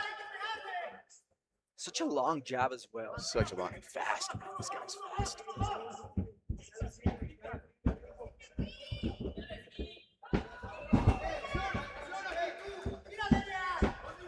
Oh! Yeah, these are the situations where I think Calzada could benefit more from. He's too hesitant. Good job, Arzola.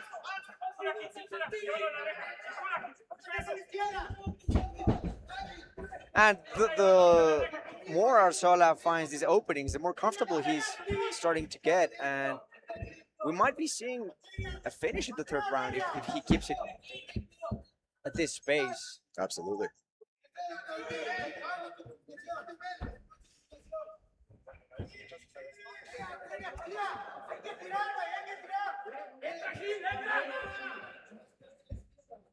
Oh, low kick? I didn't see anything there. Not sure what's going on. The referee stealing. Calzada's looking for Ruzi's to stall. It appears. I think his body shot is starting to add up, and here we go. Oh, on the cage.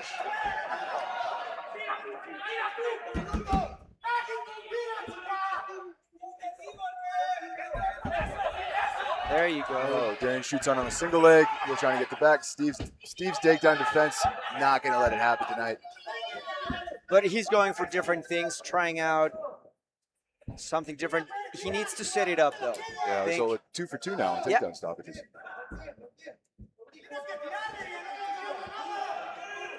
And Arzola, you can see him in the zone. He's laser focused. He sees every movement that Calzada is going to do from a mile ahead, and he's pressuring, connecting, and the volume is adding up. The punches by Arzola, they don't seem too hard, but they are adding up. And you can see some swelling in Calzada's face. Oh.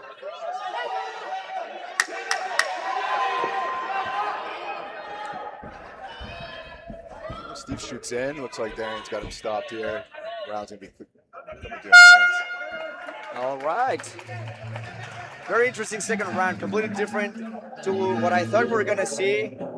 Another round for Arzola, in my opinion. I think so. So Darian Calzada has to go for broke. He has to come out aggressive. Calzada's gonna need to get a finish here to sway it for the judges. I really think that you got to give it to Steve for round 1 and 2.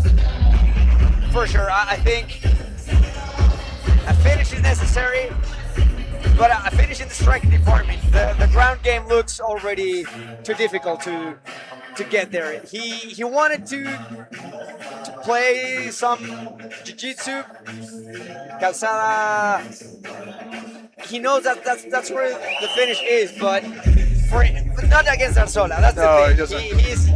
Arzola's not going to want to get in there. He doesn't have many options. he's not going to entertain it tonight. Well, let's see what Darian brings in round 3 here, final round of this featherweight matchup. Looks like Darian's pulling on his cup. Might have caught him a shot somewhere.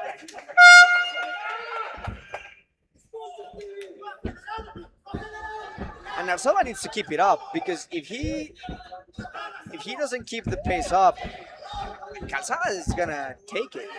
Yeah. The only reason this is working is because Arzola has gone from less to more. Yeah, Calzada is getting punished on these takedown attempts every single time he tries to shoot it on Steve. There we go again. Another stop. It's, I think, the 5th or 6th takedown block that we've seen here. Oh, huge body shot. Stuns Calzada. Body language is not good. This might be it. He's coming in. That's it. That's a very... And the ref stops it. That's a very early stoppage. Arzola, we're not surprised, but at the same time, I don't know about that stoppage, but... You know, Calzada is complaining. Definitely the body language was not there. No, he covered up. He was clearly hurt, but... That was a good knee that started... Ref jumped in there a little quick. I believe Beautiful knee, though, on behalf of Arzola. Well, it's great to see you delivered tonight. Striking power's there. His ground game's there. He's shaping up to be a pretty complete athlete. I mean, a fighter like this has to be extremely exciting for you as a promoter. He's 3-0 now. He considers himself a grappler. He puts on a show in the striking department like this. I'm assuming you gotta put him in here again as soon as possible. Yeah, we found him early. He was an unknown guy, 1-0 in Saltillo, Mexico. Small town, small city, I should say, Coahuila, Mexico. I don't want to say middle of nowhere, but it's not far away from middle of nowhere, Diego. And we thought, wow, this guy's style's crazy. He's got balls. He's stepping up on 3 days' notice. We got to do something with him. So we gave him a contract after the fight, and this is his debut since then.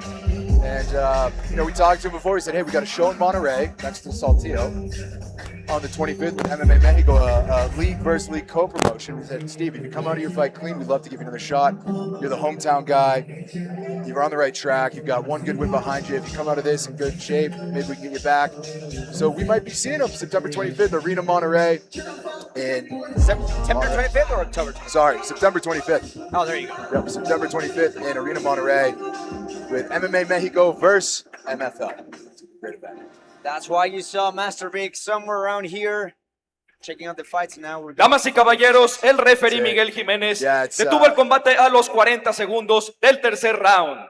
Ladies and gentlemen, referee Miguel Jiménez stopped the fight at 40 seconds of the third round. Declaring the winner by TKO, Emmanuel Stevie Arzola.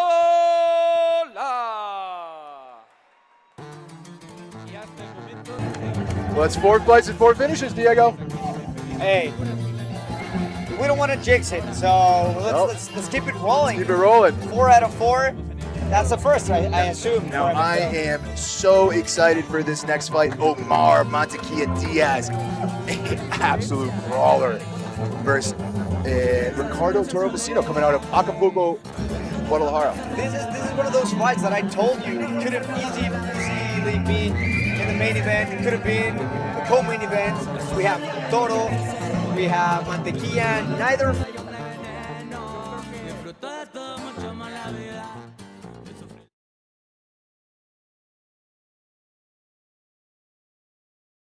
That fight, Mantequilla versus Toro. Toro, who's fought on every major stage here in Mexico. Mantequilla, who said in the interview here that because he started his pro career with a 2 losing streak, he didn't know if he was gonna keep fighting.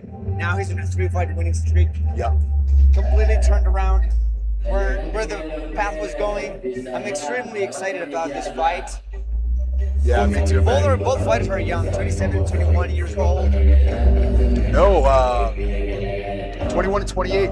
Mantequilla 21, Vecino 28, and what we saw last with Diaz Mantequilla was that this guy is not afraid to step into the pocket. He is not afraid to put it all on the line to chase that knockout.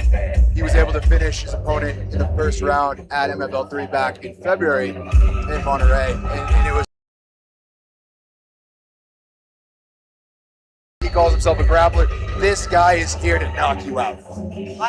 I've noticed that a lot this event. A lot of fighters call themselves grapplers, and then they have a lot of striking in the battle. A lot of fighters call themselves strikers, but most of their finishes are on the ground. I think this is a surreal card. I love it. Like I said, in this upcoming fight, neither fighter has been finished, but we have Mantequilla, who in less than 2 years has put together 5 fights, and then Messi had 7 fights in also much longer time.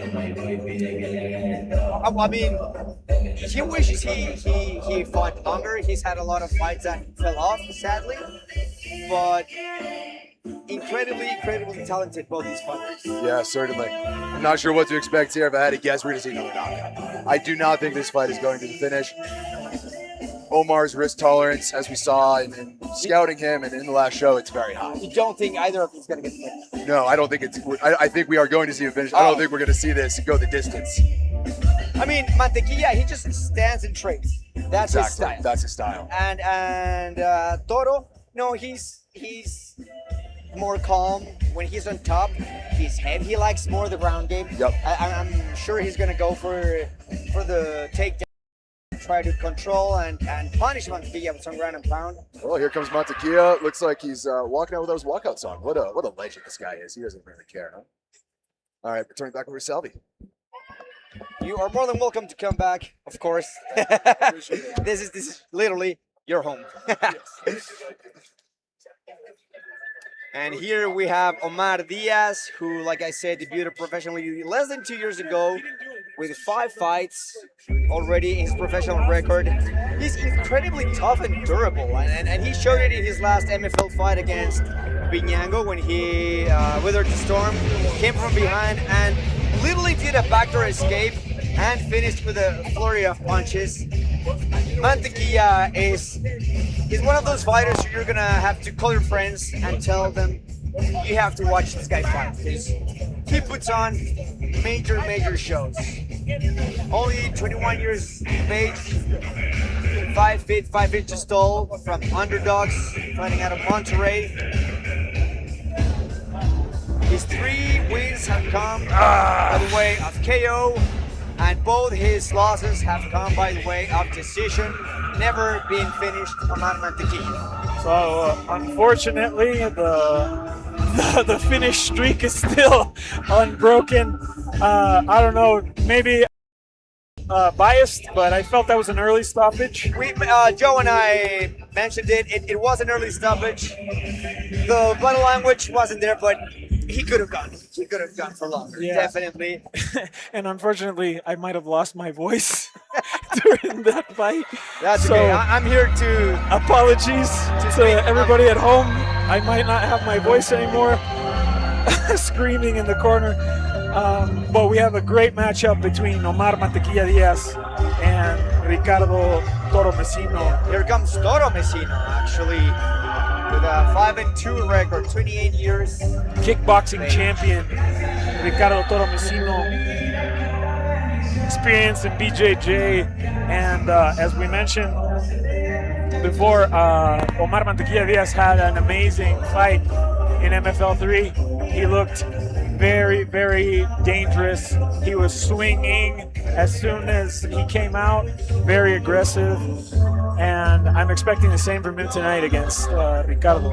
For sure, Ricardo knows he has a tough challenge ahead of him, and he's trying to lose a two-lose streak.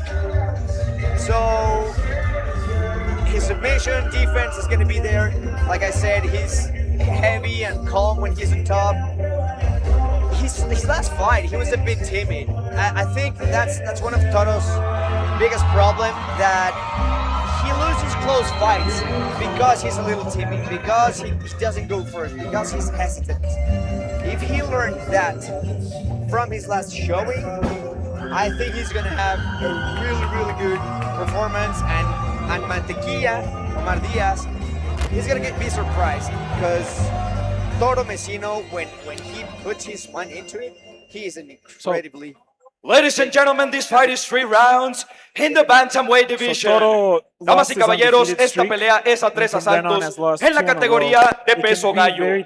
Presentando primero, en la esquina azul, un peleador de artes marciales mixtas, con un récord profesional de 3 victorias y 2 derrotas, midiendo 1 metro con 70 centímetros, pesando 135.5 libras. Introducing first, fighting out of the blue corner, a mixed martial artist holding a professional record, 3 wins, 2 losses. He stands 5 feet 7 inches tall, weighing in at 135.5 pounds. Fighting out of Montemorelos, Nuevo León, Omar Mantequilla Díaz. Butters. Y su oponente en marciales mixtas, con un récord profesional de 5 victorias y 2 derrotas, midiendo 1 metro con 68 centímetros, pesando 135 libras. And now, fighting out of the red corner, a mixed martial artist holding a professional record, 5 wins, 2 losses. He stands 5 feet 6 inches tall, weighing in at 135 pounds. Fighting out of Ciudad de México, Ricardo Toro Messino. Y el referee encargado del referee in charge, Isidro Cruz. Al centro, peleadores. See the Mexico City crowd behind him. Ya conocen el reglamento. Local boy. Sigan en todo momento mis indicaciones. He's got his hands Choquen full los guantes si así lo desean. with A sus esquinas. Mantequilla. It's like a rock concert, Diego. I know. We're referring to, I don't know if you can see it at home, folks. There you can see it. There's a little bit of, dry ice, or what do we call it? A little too much fogginess. Builds up the suspense, that's for sure. So, here we go. Last fight of the prelims. Omar Mantequilla Diaz versus Ricardo Toro Messino. Yeah, Mantequilla, like we said, means butter here in Spanish, so... Butter versus a bull. Now, that could have several connotations. I don't know if he's called butter because he's very smooth. I don't know if he's called butter because he gets out of difficult situations, smooth like butter. I don't know. But I like that nickname. I like Mantequilla's fighting style. He's super aggressive. And I think he's going to put on a good performance tonight. But Omar Toro backing him up right away, trying to shake off that two-fight losing skid. He means business here tonight.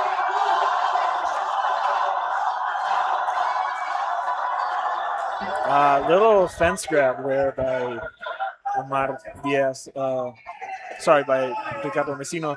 If you don't know at home, you cannot grab the cage either to prevent yourself from falling or to keep your opponent in place. You cannot grab the cage. So it's clear what the strategy is tonight for Ricardo Messino. It's going to be to grapple Mantequilla up against the fence. I think it's a smart strategy because we've been saying Omar Diaz is extremely dangerous on the feet. He stands in trades, and if you want to take away his biggest strength, then you take him to the ground. Yeah, most definitely. So far. And Toro, the more well-rounded fight of the two. He's had 2 wins by KO, 2 wins by submission, as opposed to Omar Diaz, who he's never been submitted, but also has never submitted anybody. More of a striker for sure, Mantequilla. Here, what Ricardo would have to do is try to flatten out Mantequilla. He is only relying on his hooks so far. He needs to hip in, go a little bit lower. Right there where Mantequilla is, he needs to grab a hold of a leg to try and he could either throw a submission on Mantequilla or he could make him break posture and flatten him out on the ground. So far, Omar is just comfortable. Oh, here we see an attempt. It's on the nose, but it can still, yeah, it's a face crank, but you can still tap to those. And either a face crank or a neck crank is still a legit submission. And here we see Omar Mantequilla reversing the position, winding up on Ricardo Mesino's guard and trying to do some damage from here. You can tell Mantequilla has very heavy hands. Even right here, this light ground and pound, air quotes light, Ricardo Mesino was not liking that. Immediately started trying to get out of there.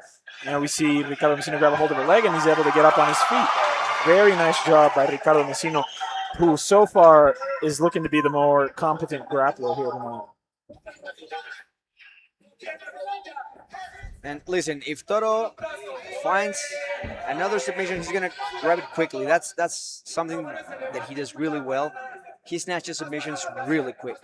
Yeah, and an explosive fighter like Mantequilla, this is exactly what you need to do to him to take away his biggest weapon, which is shuffling in and out, throwing punches.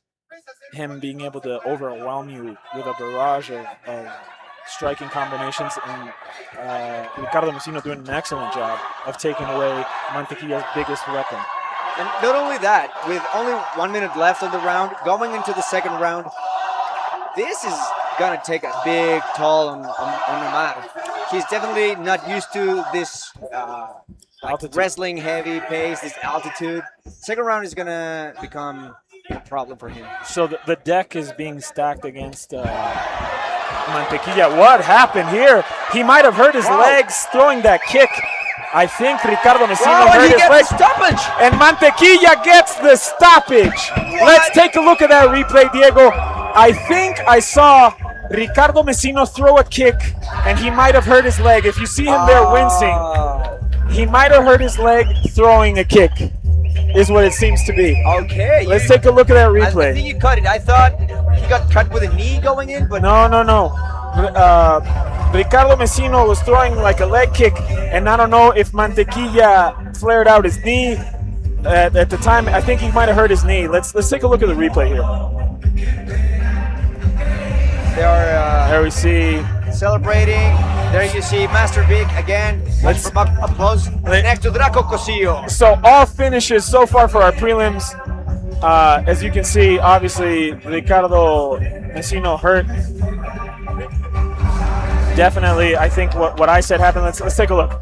So here we see him closing the distance, doing a great job, trying to tire out Mantequilla up against the fence.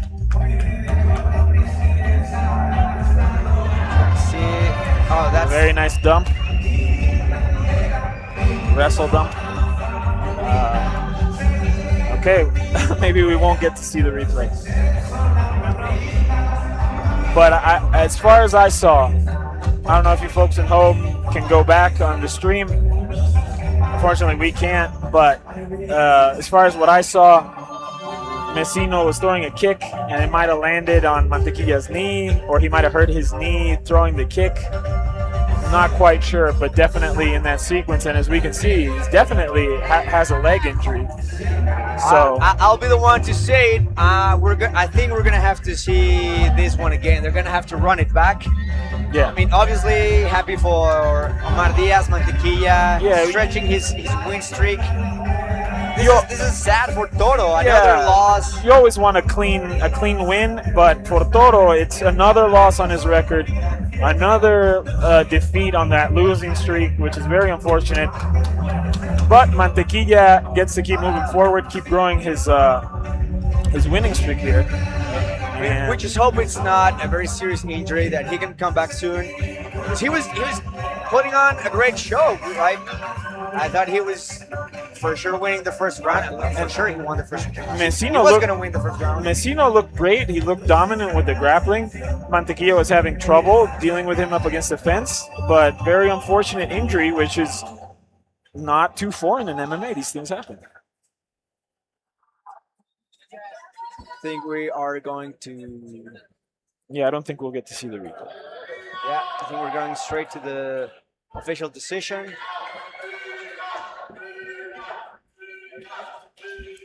Damas y caballeros, el referee Isidro Cruz detuvo el combate a los 4 minutos con 15 segundos del primer round. Ladies and gentlemen, referee Isidro Cruz stopped the fight at 4 minutes, 15 seconds of the first round. Declaring the winner by TKO, Omar Mantequilla Diaz! You know, a good win. A win is a win. I don't want to take anything away from him. He weathered the storm for sure. It's like the situation between Pantoja and Josh Levant. You're in there fighting. The other guy's job is to win no matter how. This is nothing to do with Mantequilla. Mantequilla is just there fighting, and it's unfortunate that it happens to Toro, but it's still a win for Mantequilla. It doesn't take anything away from him. Yeah, I think not a clean win, as we say, but it's still a win for Mantequilla. Yeah, I think Toro's gonna want to run this one back. I would love to see it again. I think both fighters would do a lot of changes, but for now, 5 out of 5 prelims, 5 prelims, 5 finishes. As soon as Joe said it, I thought he had jinxed it. I was like, you don't say those things because you jinxed them.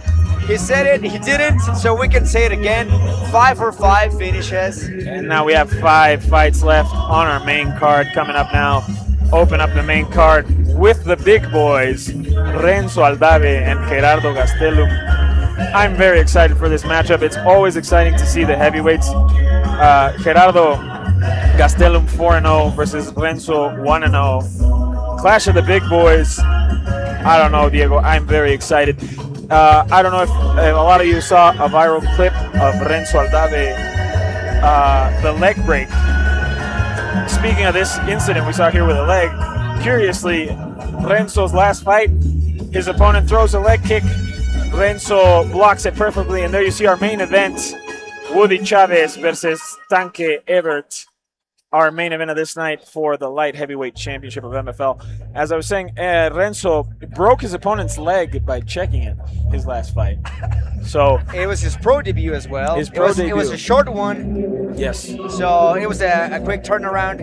I'm sure he's happy to face somebody like Gerardo Gastelum, he has a 4-fight winning streak. He's only 31 years old. And another undefeated record on the line. Yeah, I was gonna say, like, as soon as I started watching the tape of Gastelum, not Kelvin, Gerardo, I thought, he might have been a great opponent for Gable Stevenson as well. I think. Who? Gerardo Gastelum. I think he's in pretty good shape for the heavyweight. He has good footwork. There's something about him. Call me crazy. I know he doesn't look like him, but the way he moves, I think Gastelum, he reminded me of Frank Mir a little bit. The way he stands and the way he fights. There we see Renzo Aldave training out of Durango. There we see our very prominent MFL fighter in his corner, Kevin Sekerkan, known for his knockouts and aggressive style. We see him in his corner. That team is generally known to be very aggressive. Draco Cosillo's team out of Durango. Renzo has made Mexico his home, trains out of there. Very, very good gym, full of very aggressive guys, prominently strikers. Renzo's main weapon is the striking. As we were saying about the frame and the complexion of each fighter, Renzo doesn't look like a natural heavyweight. If by looking at him, you could kind of say maybe he could cut down to light heavyweight, maybe even middleweight. He doesn't have the body of a natural heavyweight, as opposed to Gastelum, who does have a much bigger frame, a more muscular tone.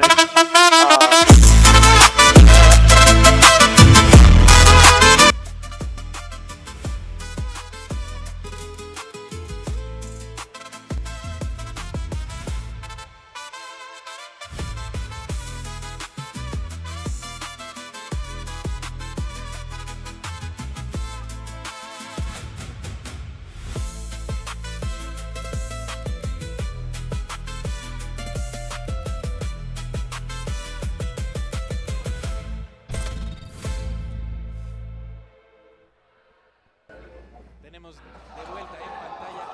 And here he comes. Renzo Aldave, Cachorrote, the big puppy.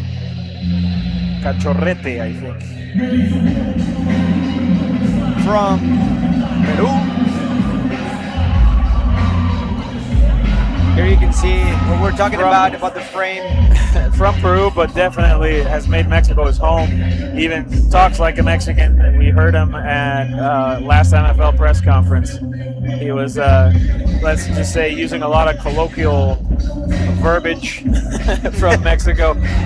Not the cleanest language, but was funny to see somebody, adapt and assimilate to Mexican culture that quickly as Renzo has. You can tell he really likes it here. Very happy in Mexico.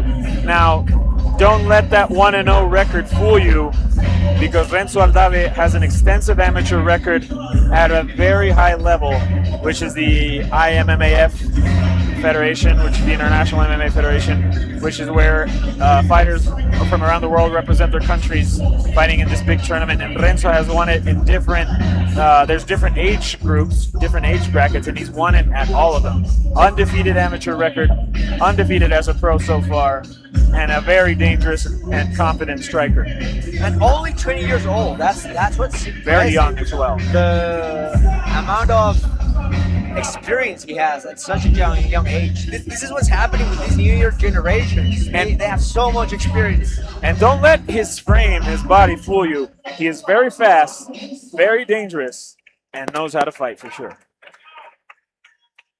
So there we see the keys to victory for Renzo is to take advantage of that reach advantage, try to keep a high pace constantly, and overwhelm.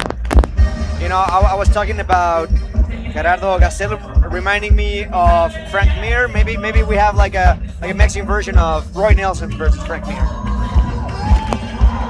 And here he comes, sporting I'd say more like Mark Hunt, because he's more of a hard-hitting striker. That is true. Gerardo Gastelum, at 31 years of age, fighting out of Leones Fit Gym, Guaymas, Mexico. 2 wins by submission, 2 wins by striking stoppage. Well-rounded outcome so far for Gerardo Gastelum, fighting out of Sonora, Guaymas, Mexico. 2 out of his 4 victories have come by the way of KO.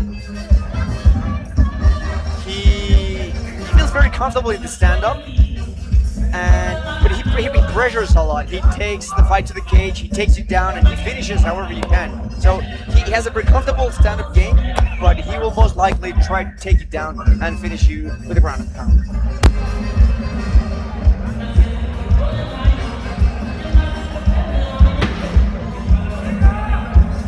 Gerardo has a big scar in the middle of his face. That is definitely an intimidating looking man right there, with that big scar from fighting, most definitely. So battle of the big boys. Ladies and gentlemen, this fight is 3 rounds in the heavyweight division. Damas y caballeros, esta pelea es a 3 asaltos en la categoría de peso completo. Presentando primero, en la esquina azul, un especialista en striking, con un récord profesional de 1 victoria y 0 derrotas, midiendo 1,83 m, pesando 266 libras. Introducing first, fighting out of the blue corner, a striker, holding a professional record, 1 win, no losses. He stands 6 feet tall, weighing in at 266 pounds. Fighting out of Lima, Perú, Renzo, el Cachorrote Aldave.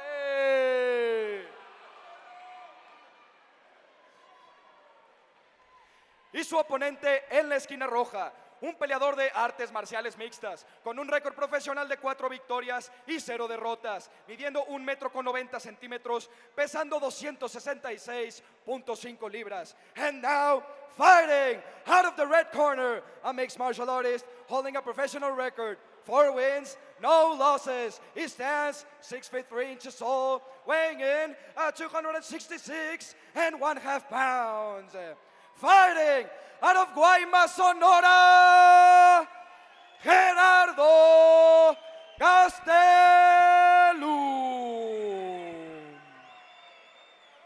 Y el referee encargado, the referee in charge, Antonio Guerrero. El tercero sobre la jaula, Antonio Guerrero. Madre mía.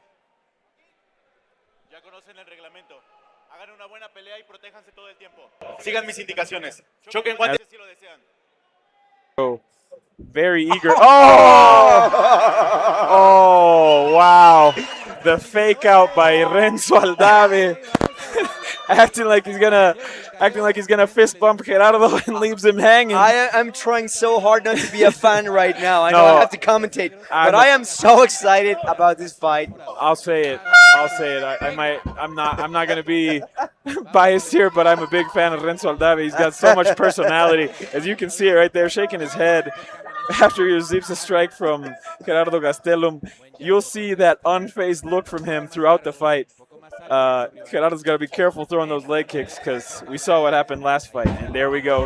Gerardo right away trying to close the distance, take Renzo to the ground. This is probably Gerardo's best bet.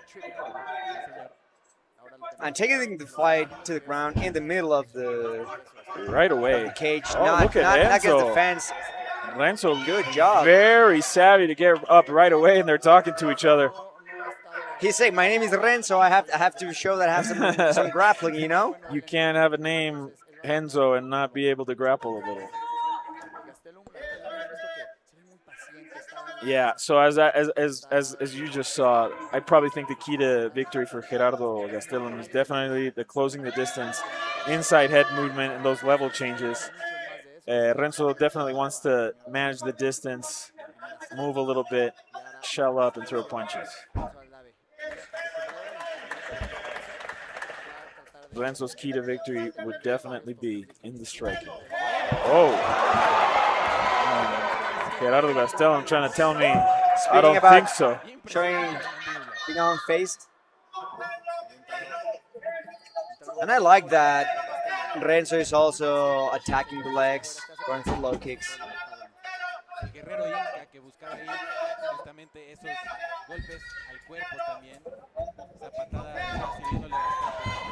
You could tell that leg kick by Renzo is heavy. That's a heavy leg kick, coming with a lot of weight behind it. And Gerardo's gonna have to start checking them eventually. Yeah. Yeah, you don't want to eat too many leg kicks from that big boy, because all that weight you see is put into those punches and those kicks. That's why his opponent broke his leg in his last fight. That's more of the angle when you block it, where Renzo checked it perfectly. So when the bone lands right there, it snaps it. But yes, that bone is probably a very solid bone. But also, if the weight that he's carrying is more than yours, it's going to be hard for you to damage that leg when it's heavier than yours. I think Gastelum needs to pressure more. Gastelum found early success in that takedown, and I think he assumed it was going to be easy to get those takedowns, and Prince was showing him it's not going to be that easy for him to take it to the ground. Now, the interesting factor always at this weight class is the cardio. There hasn't been that much output from either fighter so far, and we already see some heavy breathing here. Yeah, from Gastelum especially, he seems very, very tired. I mean, you imagine moving somebody that big, somebody with that frame, trying to hold him down, trying to keep him down, trying to throw him around. It's not easy, and as you can see, Renzo is very comfortable there. He's waiting with that unfazed, unbothered look. The referee asking for some action. Gastelum, and here we see Renzo turn it around. Let's see if he can take this Looking fight for a down to double the leg. ground. Renzo Oh, Aldave in on a fence press. single leg, but doesn't quite get it, loses the position, and Gerardo winds up on top behind Renzo. What I'm impressed with Renzo is his ability to get up out of these bad situations quickly. I think this is good for Gastelum. As soon as you get a chance, you have to unload on him. I think the round is up for grabs. With 50 seconds left, both fighters have had good moments. A hard round to score, not a lot of action so far. I think whoever finishes strong. Gastelum landed that big takedown in the beginning. And Renzo came back with a few shots of his own, but not a lot of action so far. A lot of, control up against the fence. A lot of this, what we're seeing so far. Really tough round to score. Pretty even. Yeah. I agree with you. So far, I'd lean towards Gastelum due to the grappling control. But Renzo definitely winning over the crowd with his demeanor and his reactions. Pretty uneventful first round, I'd say. But listen, so far so good. We've had 5 finishes, and considering the punching power, man, that these guys carry. Don't jinx it. No, I said no. Like I said, if Joe didn't jinx it in fight 4, then we had another finish in round 5. Then we can start talking about it. But the power these guys carry, it could be over at any minute. But neither fighter has found their distance, their rhythm. It's anybody's game so far. Still, I think. Big boys. Definitely breathing hard in between rounds. What adjustments you think are more clear for either fighter? I think? For Renzo, I'd like to see a lot more striking output. Try to land those big leg kicks. Gerardo needs to follow up that pressure up against the fence with trying to lock up behind Renzo's legs or try to get in on a single. And immediately he's had success taking Renzo down, but he's not putting out a lot of punishment, a lot of ground and pound. As soon as he gets the opportunity, he needs to unload. And there you see Renzo with a big leg kick. Both fighters swinging. And Gerardo right in on a leg kick once again. So you can see kind of the game plan for Gerardo here is to strike a little bit, but as soon as the distance is closed, immediately to tie up with Renzo, try to get him to the ground, try to tire him out, which is a good strategy. Like I said, not because of their physical ability, but like I said, normally at this weight class, you see guys tire out a lot quicker because, I mean, it's those bodies carrying all that weight, moving, trying to land damage, trying to keep somebody on the ground, trying to carry somebody on the ground, and yeah. So a good strategy for Gerardo would be to tire Renzo out this way, maybe get a late finish. And Aldave now, Renzo Aldave, switching the strategy, doing what Gastelum did the last round. And you can see Gastelum breathing heavily. Yeah, but you see Renzo abandoned the position after he saw it. I don't like seeing Renzo breathing this heavy. Arms down. Arms down for both men. Not the best idea at this weight class.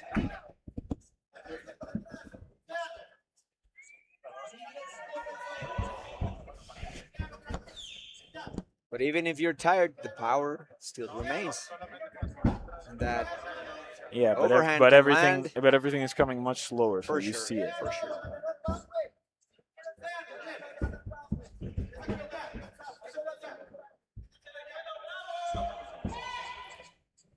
I think if Renzo keeps working that low kick, it's gonna add. You don't want to keep eating those leg kicks by this boy. You don't want to keep eating those leg kicks. As you see, that could be a tell. Gerardo switching his stance could mean the back leg is a bit hurt. And there he goes back to his regular stance. See? Yeah.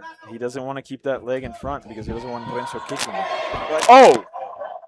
Big shots. Both fighters are connecting when they throw. Yeah. I think they're taking their time. Renzo's taking his time to land these shots.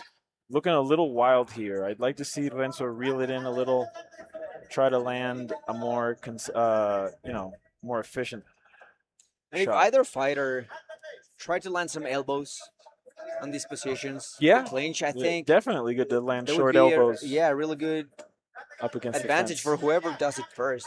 Get your opponent cut, perhaps. Or it could be a knockout, a flush elbow with all that weight behind it. We've seen some of those before.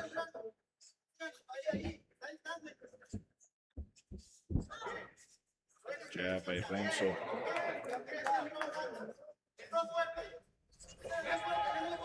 Two minutes left in the round.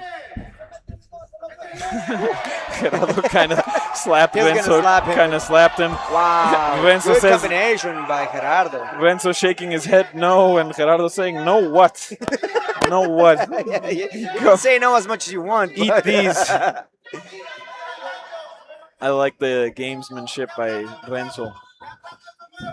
I think it's interesting that Gerardo has the less favorable body language, but at the same time, I think in this second round he's connecting more. He's landing the better punches. I think Aldave is doing a good job at pressuring him, putting him against the face, but he's not capitalizing on the position. You know, it's like I feel they sort of take a little break, try to catch their breath, and then wild swinging again. But as you see here, a lot of passivity, and then somebody's like, okay, now. And they start like throwing wild instead of nice takedown by Gerardo Gastelum, which is definitely going to win him this round. Because when a fight is this close and there's not a lot happening, as it has been this fight, a few big strikes here and there that are not really landing clean, those small interactions like the takedown or the low keeping kick, Renzo, wow. Yeah, up against it the adds fence. up. It adds up when there's not a lot of action. So I definitely say Gerardo so far is giving more to the judges to score. I think so, Even though yes. it's not a lot, but at least he's giving them something. Renzo here and there throws a couple wild punches, lands a couple leg kicks, but I don't think that's enough to win him the round. Gerardo controlling more of the cage. Which is interesting, again, because if you just saw them, their expressions are completely the opposite. You see Renzo with this like nonchalant look on the other side. It's a little too wild, as I said, by Renzo. He needs to reel it in, try to land like his combinations like thoroughly, because he's just swinging wildly with nothing behind him. Yeah, I think Renzo has a lot of potential. If he just kind of like focused a little bit Zone more. in, yeah. Yeah, because when you get wild, all your opponent has to do is kind of cover up. When he doesn't see what's coming and you're throwing some feints behind it, trying to be sneaky with your punches, it's much harder for your opponent to see. But when it's just like just wild swinging, all he has to do is just cover up. Nothing's gonna get through. And you're just wasting energy at that point. And as you said, the punches you don't land tire you out a lot more than the ones you do land, and that's why we see this demeanor in Renzo. He looks very tired because he's missing a lot of those punches that he's throwing. There we see some ice. I don't know where that ice was going, Diego. Nobody knows. Somewhere I don't want to know. Nobody knows. Oh, and now we have some ice dropped in Renzo's corner. Oh, ice gate. And I'm going to start going crazy like Renzo. I think like Joe Rogan. Now we see the referee trying to get rid of the ice. Just push it out of the way. Kick it under the fridge. I'm not going to lose my mind over some ice like Joe Rogan. We'll be fine. And now, like, if you see Renzo, I don't know if it's part of the strategy. Usually in the United States. Oh, big shots by Renzo. You see Renzo is covered in water.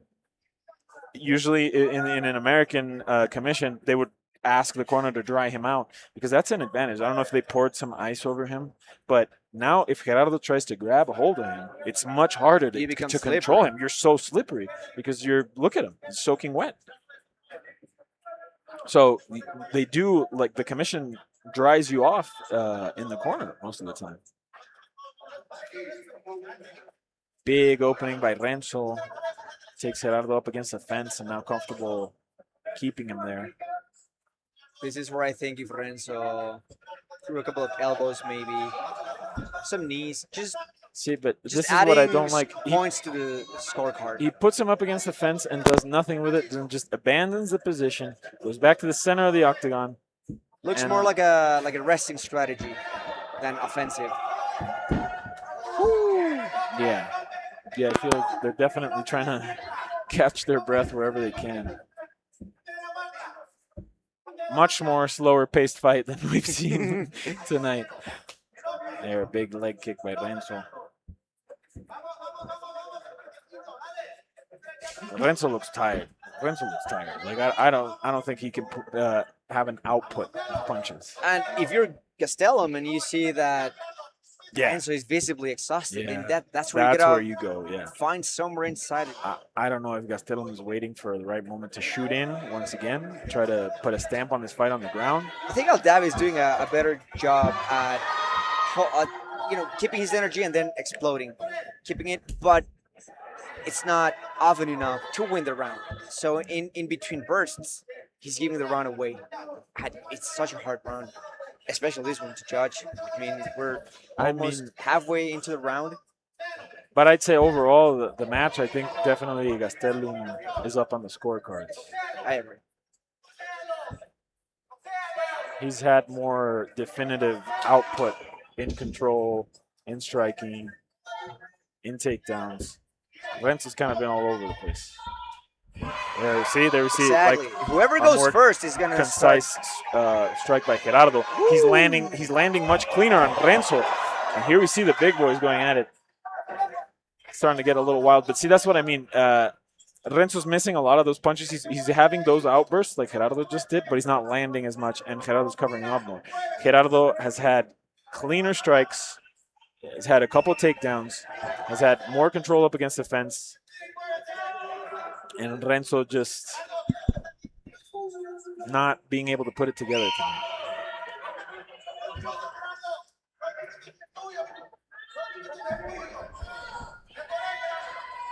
And the referee making sure nobody's grabbing a hold of that cage.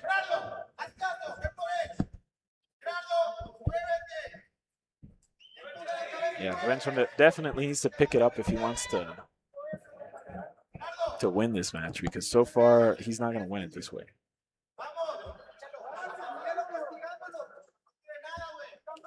Yeah, and Gastelum knows that as long as he stays in this position and Gastelum kind of stalls, just needs to ride it out. Yeah. Gastelum needs to ride out the rest of the round, but Renzo is the one that needs to have a sense of urgency here to finish this match. And he's right next to his corner, and I'm assuming he's getting good advice.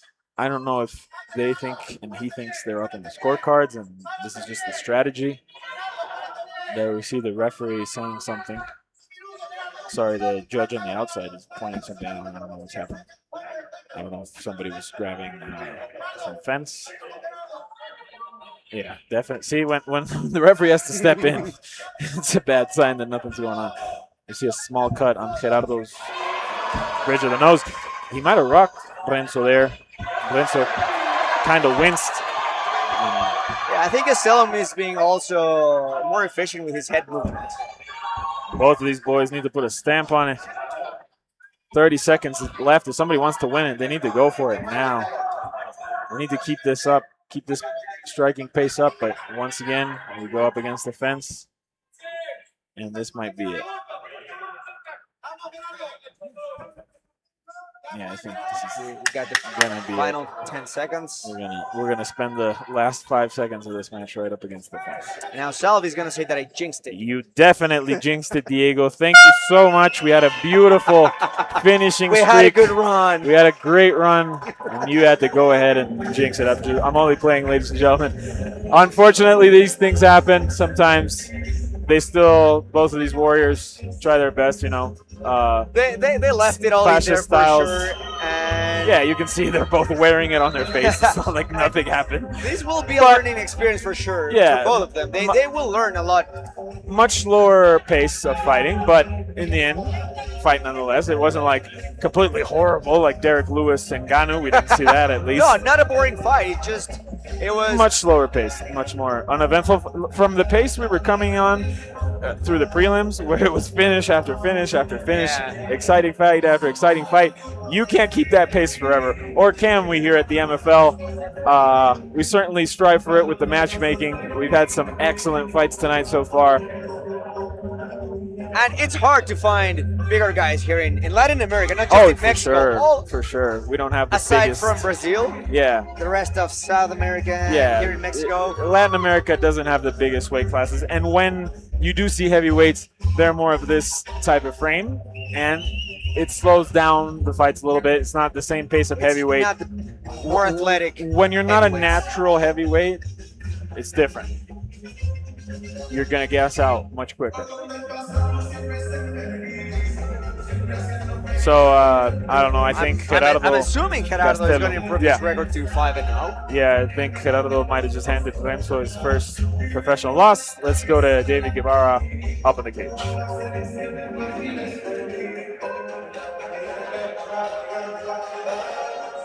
Imagine we got it wrong.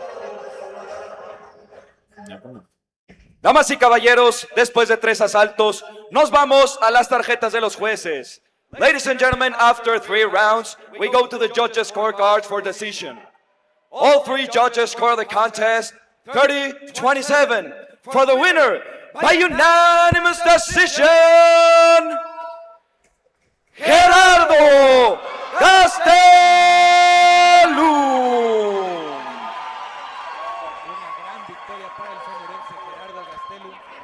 Avanza 5-0 y la verdad es que la serie pasa.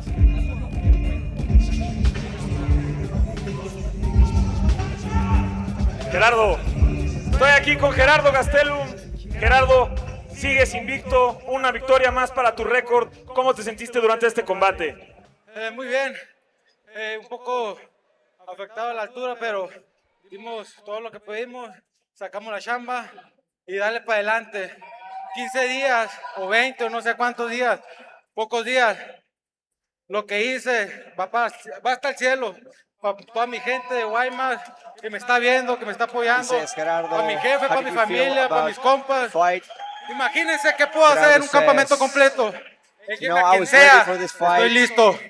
Gerardo, tuviste mucho éxito con tu lucha. Al principio de la pelea lo tiraste inmediatamente, tuviste entradas muy limpias. Tu estrategia era llevarlo al piso y tenerlo ahí, tratar de terminar el combate al ras de lona. Sí, esa era la estrategia también. Igual mantenerlo arriba. Sabíamos que iba a llegar agresivo, violento, pero pues lo contuvimos y hicimos lo que pudimos hacer. ¿Qué sigue para ti, Gerardo? ¿Qué quieres aquí en MFL? ¿Qué podemos esperar más de ti? Próximamente un cinturón, un campeonato. Estoy listo para lo que sea, para quien sea. Échenme a quien sea, estoy listo. Whenever I'm ready. Le mando un saludo a todos los de Guaymas, a mi compa carnalito, Carlos López. Ahí estamos al pendiente, carnal. A mi familia, a mi gente, a mis hermanos, a todos. Les agradezco por todo esto. Sin ustedes no soy nadie. Por esto, yo hago esto por ustedes. Muchas gracias, Gerardo Gastelum, señoras y señores. Incredible endurance, stamina, improving his professional streak to 5-0. I think this is one of those fights where not only do you win, but you also learn. Here in Mexico we have a saying, you win or you learn. Here I think Gerardo wins and learns. There's a lot of improvement, but also a lot to celebrate and nothing to be ashamed about. 5-0. I almost forgot to go up there, close call. Had I remembered, I would have told you, but yeah, you did what you had to do. We're coming from the prelims. I wasn't going up there, so. But you were fast, and it was a very emotional interview. Him saying thank you to all his family, very wholesome. And now Vicente Moreno versus José Sandoval. Look, I was gonna jinx the fights anyway with this one, because I think this is gonna be a 3-round fight.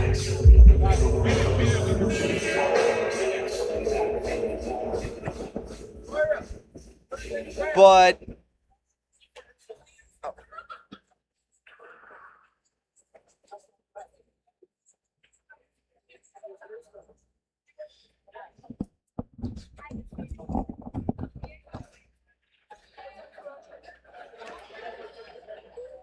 Next up, we've got Ronan Sandoval versus Vincent Moreno. Vincent coming from Coahuila, Ronan all the way from Guadalajara, Jalisco. Sandoval certainly appears to be the more technical fighter on paper, sports a pretty impressive record, recently fought in LFA.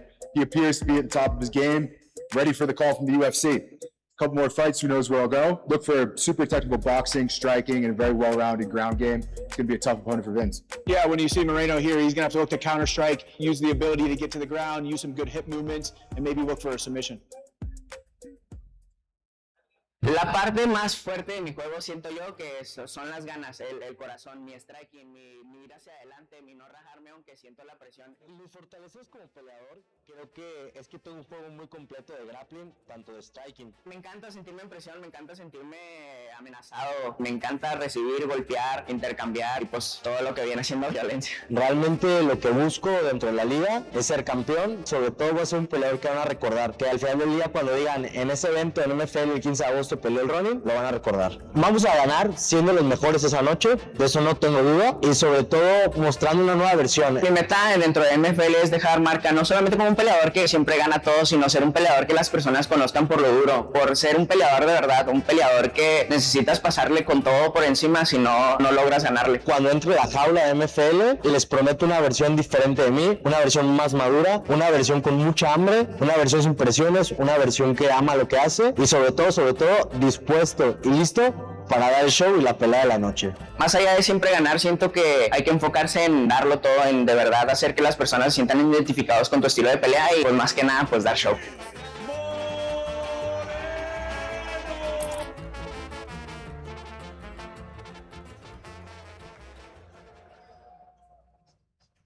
And there we see. As I was saying, I was not gonna jinx the event anyway, so I think these two fighters are so incredibly talented, skilled, and smart. Their fight IQs are unbelievable. So if we see 3 rounds, it's gonna be the most exciting 3 rounds. And here we have Jose Sandoval. Jose Sandoval fighting out of Guadalajara, Jalisco. There you see his coach Tito El Oso Castro, a figure in Mexican Jiu-Jitsu. Been in the Mexican Jiu-Jitsu scene for a long time. Has a very good team out of Samurai. Has a couple of fighters that do MMA. Alex Agrasso, Irene Aldana have worked out with Tito before turning to Diego Lopez for their Jiu-Jitsu. They used to train with him. I was gonna say, which is very interesting because he trains with one of the best grappling coaches in Mexico. People think he is a grappler, but he considers himself a striker. So when things are going well for his opponents in the striking department, they want to take it down and they can't, and he is a problem for everybody in any stage of the game. No, for sure, and he's had a big international career. He's fought in Canada. He's fought Tough Enough in Vegas. LFA. He's had a big international career. 8-5, not the best record, but definitely very experienced. Yeah, he's only been submitted once. He's never been KO'd. He's 6 of his 8 wins have come by the way of submission, 2 decisions. He's never finished anybody by the way of punches either. But he has incredibly quick striking, and he has fun with it because he knows he has that backup in the grappling department. He's definitely a counter striker and very creative on the ground with his submission and his submission threats. So hoping we can see some of that game here tonight. He's incredibly active. Fights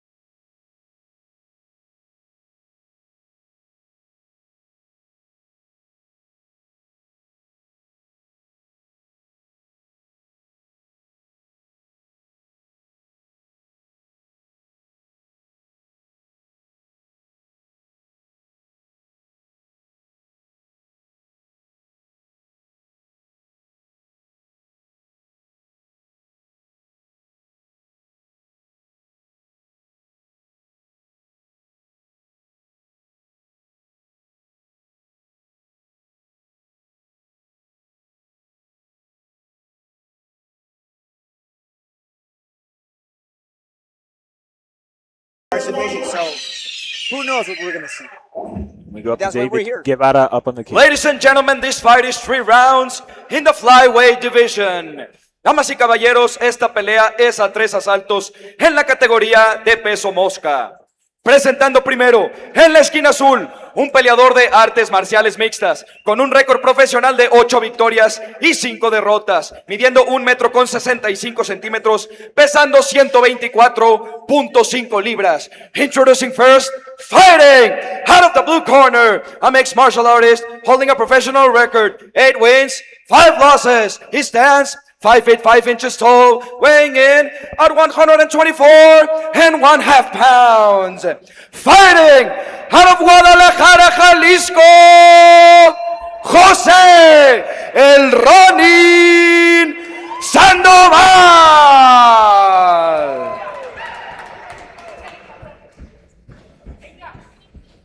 Y su oponente en la esquina roja, un peleador de artes marciales mixtas, con un récord profesional de 4 victorias y 4 derrotas, midiendo 1 metro con 63 centímetros, pesando 125 libras. And now, fighting out of the red corner, a mixed martial artist holding a professional record, 4 wins, 4 losses. He stands 5 feet 4 inches tall, weighing in at 125 pounds. Fighting out of Chihuahua, Chihuahua, Vicente Beans Moreno. Y el referee encargado de referee in charge, Miguel Jiménez. Caballeros, 3 vueltas para arreglar sus asuntos. Protéjanse todo el tiempo, ya conocen el reglamento, hagan caso a mis instrucciones. Choquen los guantes si así lo desean y a sus esquinas. And here we go.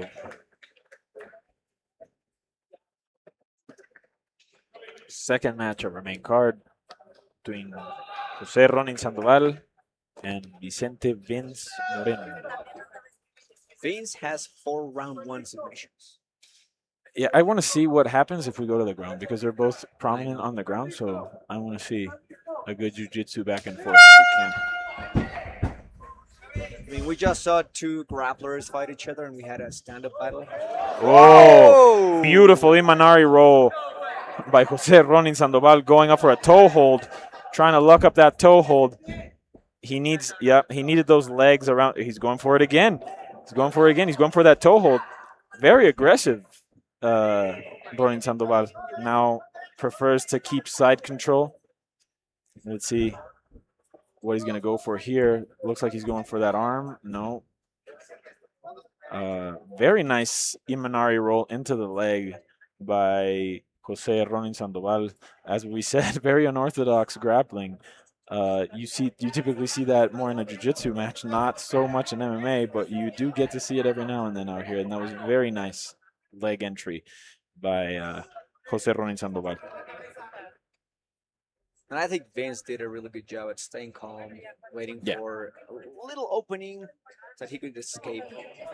What happened was Jose needed to be more around Vince's leg, but I think Vincent did a nice job of opening the legs because he needed to grab a hold of Vince with his legs in order to finish that, but he didn't quite have it. So he chose to abandon it and wisely just take side control here.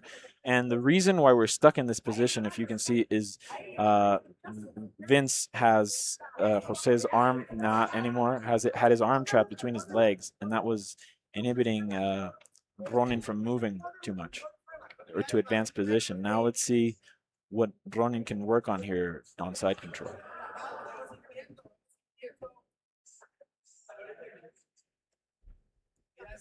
He keeps going for that leg. He really wants that toe hold. I don't know if I'd necessarily... Oh, he could get an inverted triangle from there, but looks like Vince saw it. Nice back take by Ronin. And that might be a bit of danger there for Vince. Vince needs to be very careful here because Ronin's attacks come fast. He is nicely on Vince's back. He is going for that choke. And it is much more dangerous right now that they're both dry and Ronin has like half the round to work at this attack. You can feel the tension here at Corey Studio. We're all so like focused on what's happening. Everybody's anticipating. I love a knowledgeable audience for sure. And because we know this could be over any second now, because Jose Sandoval is so quick at snatching submissions. And there we see Ronan trying to get under that chin, trying to trap that arm with his legs. And now we see the body lock. Vince needs to be careful to not bring that right arm down to try and get the legs off of him, because that's exactly what Ronan would want, to either throw the choke on that side or trap that arm from that side. And now we see Ronan keeps trying to throw that choke, trying to surprise Vince. Now, of course, you would think that Vince is frustrated. Oh, there the arm is trapped. But also, Jose has to think, I mean, this is I'm very throwing a bad bunch of for Vince. submissions, and Vince is defending them all. So frustration, a little bit, both parts probably, but both of them staying calm, active. This is very good for Ronan right now with that right arm trapped. It is very difficult to defend a choke with one hand when your opponent has two hands to attack that choke. And 1 minute left in the round still. That's a lot of time to work a submission. That's a lot of time to work submission from here with one arm. Just one arm to defend yourself. So see, that's very easy. With his left hand, he takes that arm away, and now all he needs to do is get that right arm under the chin. Once he gets that arm across, that's it.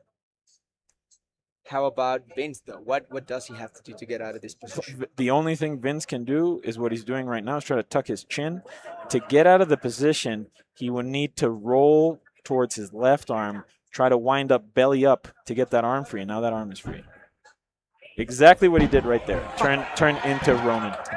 And immediately... He heard you. Extra cornering. Immediately throws that kick. Let me see some loose tape on Ronan's right glove. Hoping they can cut that. I think had Jose done some more damage, he could have taken the round as a 10-8 round. I think clearly at 10-9. But maybe if the position repeats, a little bit more damage from the side of Jose will go a long way, I believe.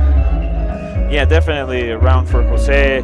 Had that beautiful Imanari roll into the back, kept all the match on Vince's back. Definitely a round for Ronan. Which, honestly, it was a great strategy, because now going into the second round, Vince is going to be thinking about that takedown, or not that one specifically, but about a takedown. So he's not going to be completely free and completely comfortable in the striking, and both aspects of his game are going to be limited. He's going to be on the defense now. What I would do if I was Ronan, since he's expecting some sort of crazy entry into the legs or some sort of grappling attack, I'd mix it up and now start using my striking if I was Ronan. Exactly. Trying to feint into an entry and focus more on my striking.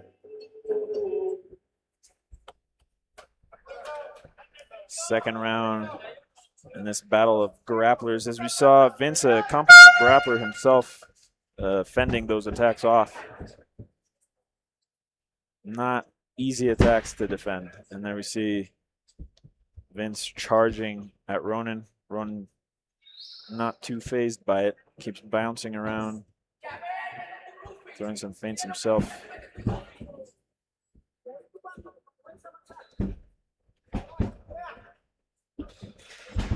Nice single leg takedown, but he could be in trouble. I don't think it's too tight right now, because you can see Ronan's head angle. I think it's under the chin. If Vince leaned over to his left side and tried to bring that left arm up and in, it could be trouble. But as you see, the left side of Ronan's neck is completely free, so I don't think it's that tight. There we go. And now Ronan's out.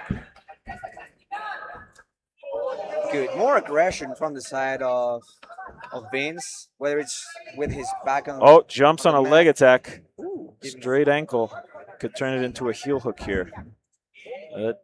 Decides to wind back up on top. Yeah, you don't see too many guys jump on a leg lock like that in MMA. Very creative, as I said, with his submission attacks, is Ronen Sandoval. Very fun to see, definitely. Giving these people here a different showcasing of MMA, more of a grapple-based Which is style. amazing. He's so confident in his ground game. He knows he can give himself that chance. And if, for whatever reason, doesn't go the way he wanted, he can end up on the top position again. Look at that. Yeah. If he doesn't finish with the submission attack, he definitely tries to turn it into a more dominant position. Because he sat down on that leg lock and still wound up on top of Vince. Vince here trying to overwhelm with open palm strikes. The referee, shout out the referee in case you wanted to see what the referee was looking at.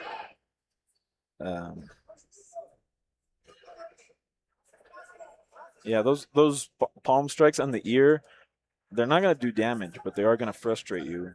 And I guess what Vince is trying to do is get Ronen to try and advance position or try to stand up, try to throw some strikes of his own, and then Vince have an opening to open up the guard and get away, get back up on his feet. Do you think Vince should open his guard, maybe look for a butterfly guard, or try to push him? If he had some sort of control over Ronen, Ronen just decides to stand up. No, the referees did the most. Yeah, I agree with that. There wasn't a lot happening. Yeah, if Ronen had a hold of an arm or something, maybe he could have gone for butterflies, but no. Generally in MMA, if you open up your guard, you make yourself susceptible to strikes. It's just not the best idea. Here we see a slip by Vince. Oh, no, that was a bad idea by Vince. Very bad idea. Roll back, or exposes your back, and then now you're up against the fence, and now Ronen has this sort of crucifix position where he has one arm trapped with his legs. Vince does a nice job to get out, but he was in a very bad spot there. Keeps trying to roll out of the back position into a leg attack, showing he has some leg attacks of his own, but Ronen, very savvy to it, gets out of it immediately, winds up back on top of Vince.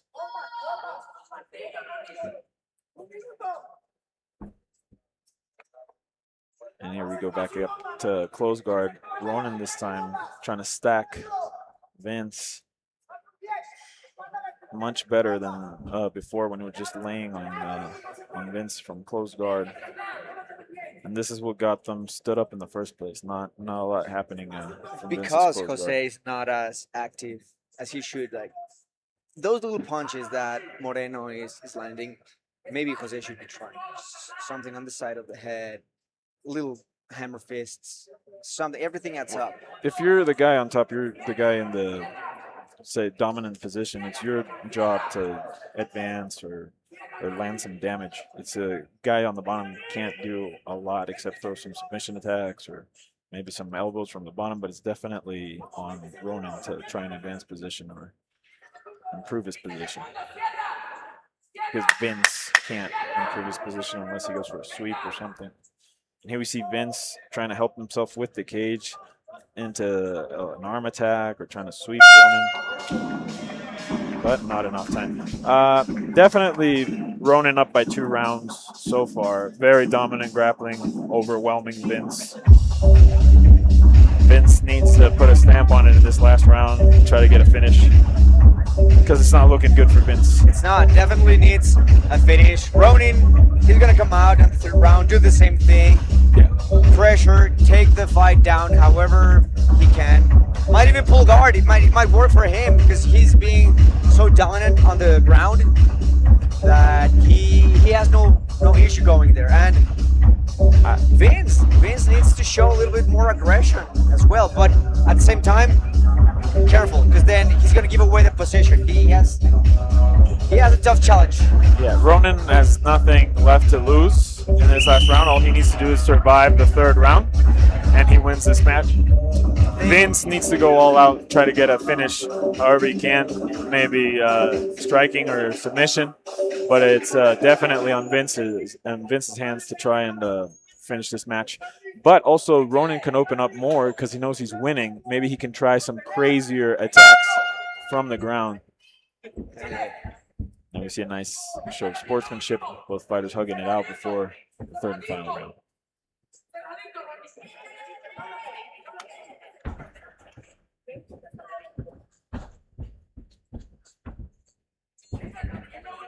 Yeah, you see Vince definitely, Ronan definitely, more aware that he's on top. He's not as aggressive this round. Maybe he is trying to run out the clock. Nice single leg takedown by Ronan, but nice defense on Vince to get back up immediately before Ronan could stabilize the position on the bottom. On the ground, sorry. Vince pointing to the ground like, let's go. This is his chance. Of course, that's what Vince wants. Vince is like, yeah, let's bang it out. And Ronan's like, yeah, no, thank you, buddy. I'm winning this fight. Now, Vince's foot got stuck on Ronan's shorts there.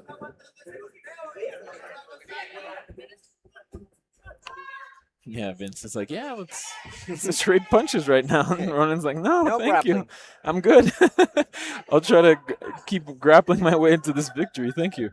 I'm not going to risk getting knocked out. Especially, we saw Vince have some success early this round with the striking. This is the last thing Ronan wants to do is trade with Vince right now. Even though, and I think the fight is this round is going the way it's going because Jose wants to fight and trade. As soon as he wants to take the fight down, I think he will. He's kind of just having fun with Vince right now, risking a lot because he's got the fight in the pocket basically. But yeah, I think he's thinking, I'm here, might as well trade some punches, go home with a few bruises. No one's gonna believe that I had a fight.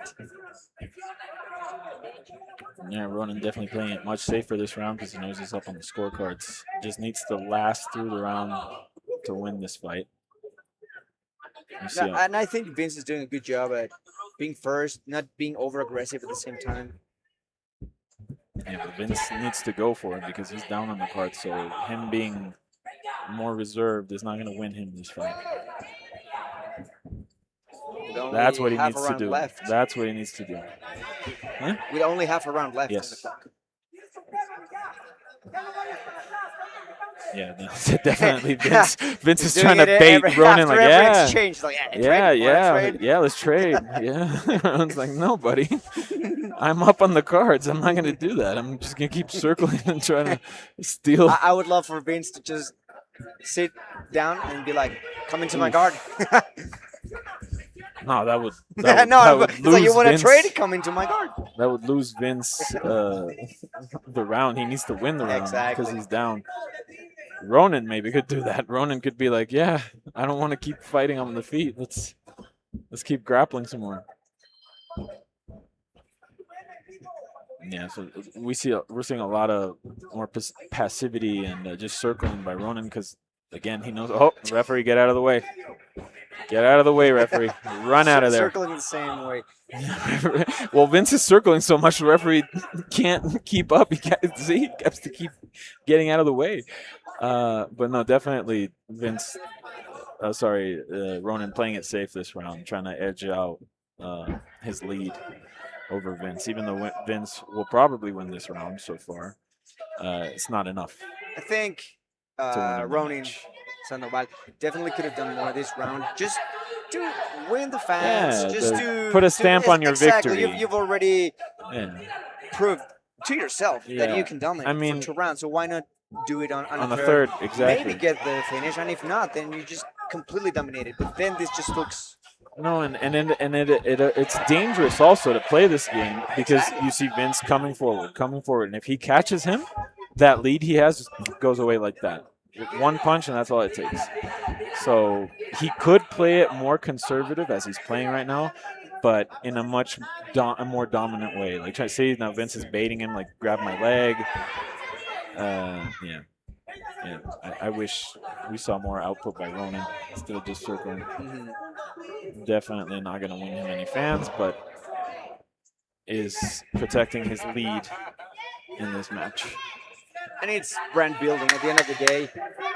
in the eyes of the promoters, in the eyes of any other promotion looking out for him, they want the finisher, they want the deciding fight, they want the one who gives it all. But now the fight is over. There's still some bad blood going on. They had 3 rounds to duke it out. But now we're heading to the judges' scorecards to see how this is scored. According to Salvi and I, 29-28 for Ronin. I think Ronin gave away the 3rd round unnecessarily. But then again, a win is a win. This would be his 9th win. This would put Vince on a losing record with 4 wins and 5 losses.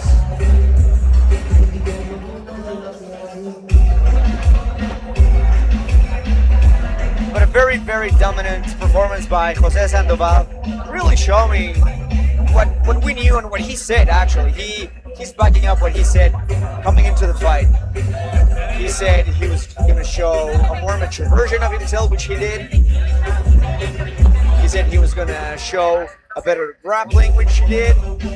His striking kind of could have shone a little bit more here in this 3rd round, especially if he knew he was giving away the round. Then maybe he could have had more fun with it. At the end of the day, most likely will take the win home, and he will ask for a belt. We know that that's what he wants.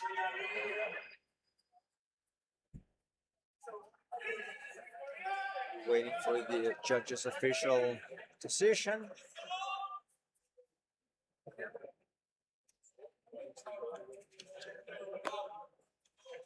And people, the crowd is calling for a 4th round, like this was sudden death that the Ultimate Fighter has.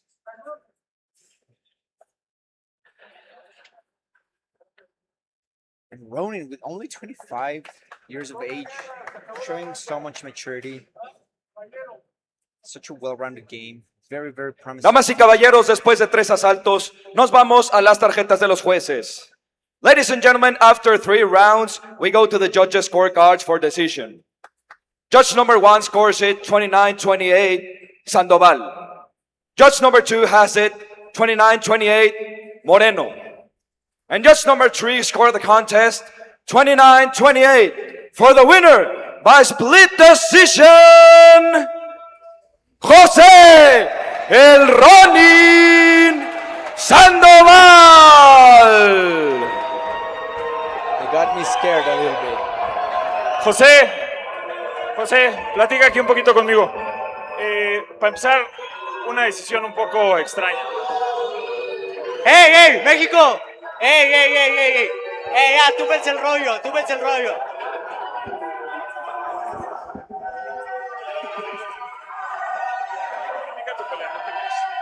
José, claramente dominaste la pelea, una decisión un poco controversial, ¿no? You really dominated the Miren, fight, and la verdad, the decision was a soy un little peleador controversial, que don't me you gusta think? show, me gusta plantarme. Este campamento pasaron cosas un poco significativas en mi cuerpo. Quise probar algo nuevo y pues si no les gusta, pues vayan a comprar un otro lado, así de fácil. No, enseñaste buen grappling, tuviste una muy bella entrada, un Imanari roll. ¿Qué te faltó para terminar ese Imanari roll? Because the audience La verdad nada, ¿saben? Aunque sean un público ingrato, estoy agradecido con ustedes. Se peleó, se ganó, Moreno no hizo nada, entonces... Let's go, baby. Let's go. Un poco de enojo de parte de tu oponente, no te quiso dar la mano al final, tú le quisiste dar la mano, te quisiste arreglar al final.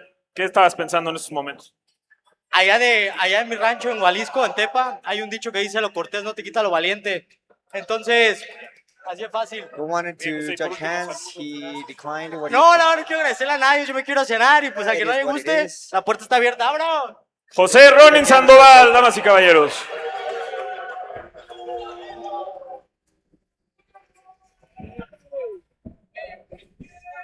we can see the crowd not happy with the decision. I don't know how. I think the right fighter took the win home.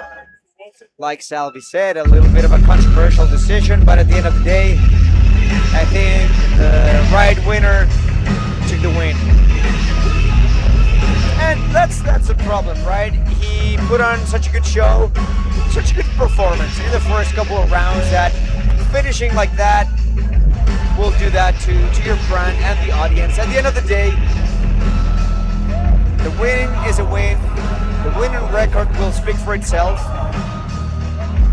He will get real far. But now, Jonathan Kiagua versus Brian Lopez coming up in a catchweight fight at 165. Oh, I'm sorry, 100. He was 165 pounds.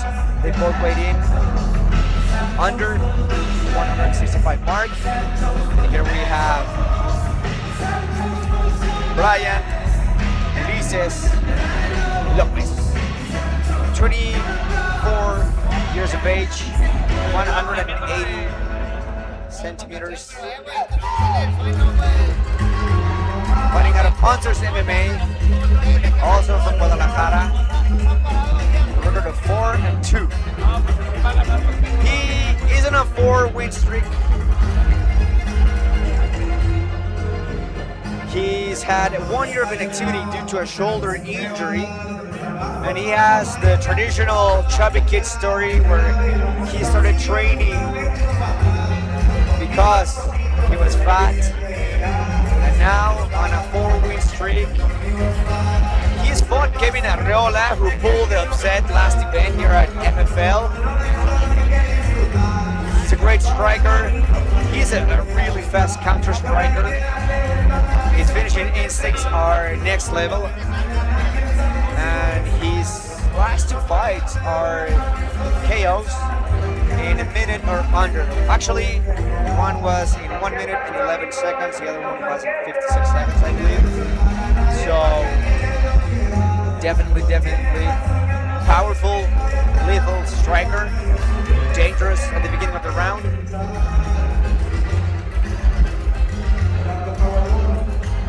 Three wins by KO, 1 loss by KO, and 1 win by decision, and 1 loss by submission.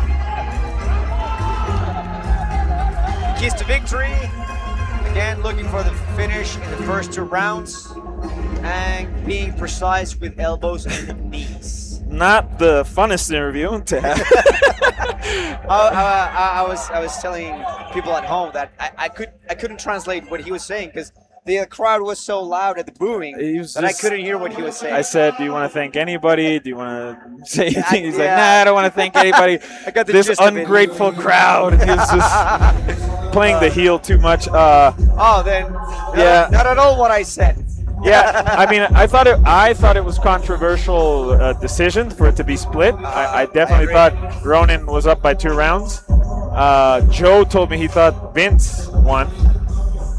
I don't know. It was sort of tight, but I still think Ronan edged out 2 rounds. But anyway, let's move on. Here with to Brian Lopez. Speaking of jiu-jitsu, he is great at jiu-jitsu. Kiagua. He has a very aggressive ground game. He has very heavy ground and pound, and he comes in with a very clear strategy each time. So expect aggression.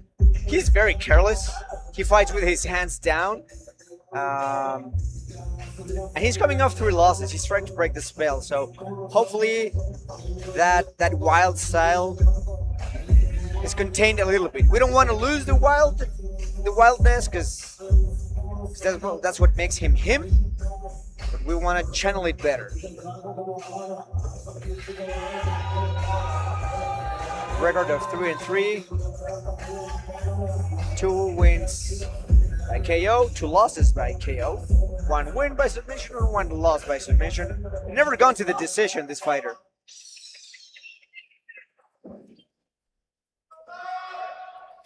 Ladies and gentlemen, this fight is 3 rounds at a catch weight of 160 pounds.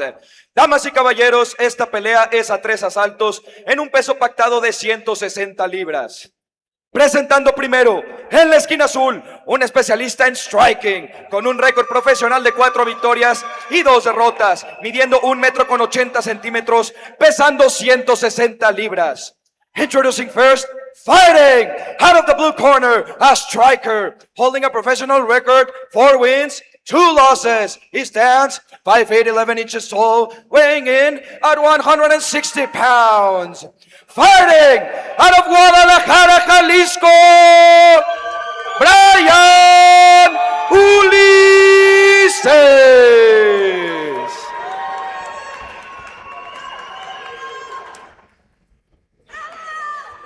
Y su oponente en la esquina roja, un peleador de artes marciales mixtas, con un récord profesional de 3 victorias y 3 derrotas, midiendo 1,75 m, pesando 161 libras. And now, fighting out of the red corner, a mixed martial artist, holding a professional record, 4 wins, 4 losses. He stands 5'8", 9 inches tall, weighing in at 161 pounds. Fighting out of Ciudad de México, Jonathan, el temerario Quiagua. Y el referee encargado, the referee in charge, Isidro Cruz. Al centro, peleadores. Ustedes ya se saben las reglas. Sigan en todo momento mis indicaciones. Choquen los guantes si así lo desean. A sus esquinas.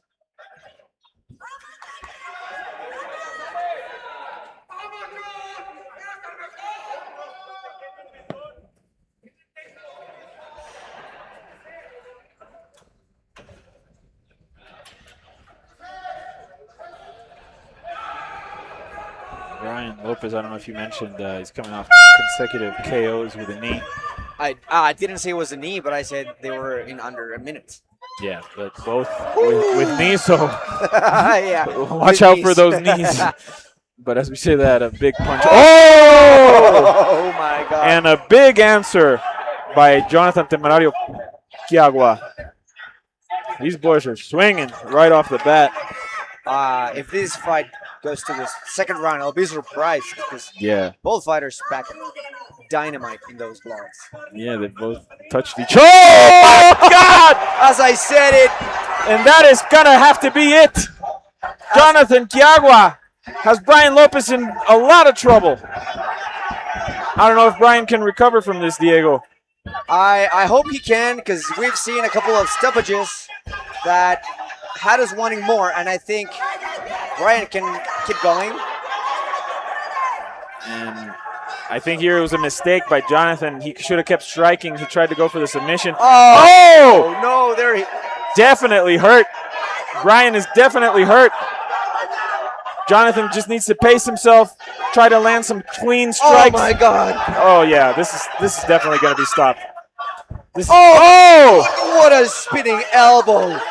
What are these guys Jonathan out of? Quiagua and Brian Lopez. I think this is not a good defense. Oh my God, Quiagua. Jonathan could gas himself out if he doesn't get Brian out of there. Definitely.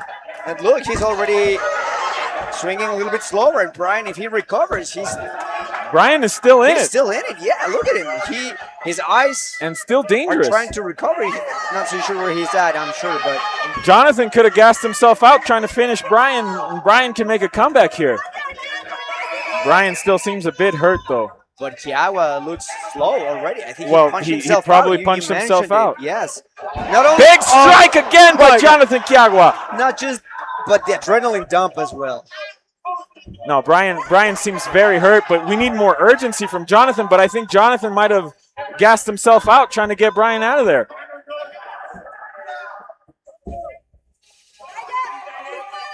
What an intense first round. But also I'm surprised Brian is still willing to trade, not looking for a heart by takedown. Brian to still be in it. You can tell by his face, just his eyes. He's not completely recovered. One of them is half shot. The other one is Jonathan, I think, focusing as much as he can might on Brian. have And Brian gassed himself out trying to finish Brian. Yeah, we need the switcher not to put the audience. I'm gonna have to say it because it's unbelievable. I'm sorry. We need to watch the fight. Come on. Not the time to show the crowd in an exciting back and forth fight. Oh my God! And now Brian with the knockdown. Brian Lopez making a comeback. And working the body, working the head, switching levels. Brian Lopez! Combinations, show the fight! Brian! And that is it! What? Amazing! What? Brian Lopez, nearly being finished, comes back and finishes Jonathan Kiagwa. What a fight! Both fighters amazing, giving it all. Wow, what heart by both fighters. Amazing resilience by Brian. I'm gonna go talk to him, Diego. Oh my, please do. Wow. What is this?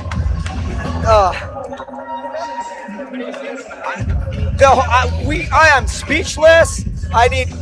Selby just left the desk because she's gonna have to talk to him, and I'm by myself, and I just need to say that I am surprised at how much Brian he just withstood so much.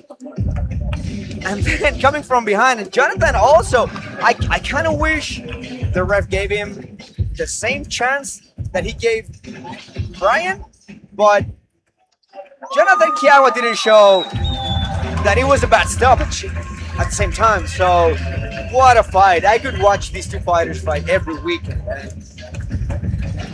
This is what we love about the sport.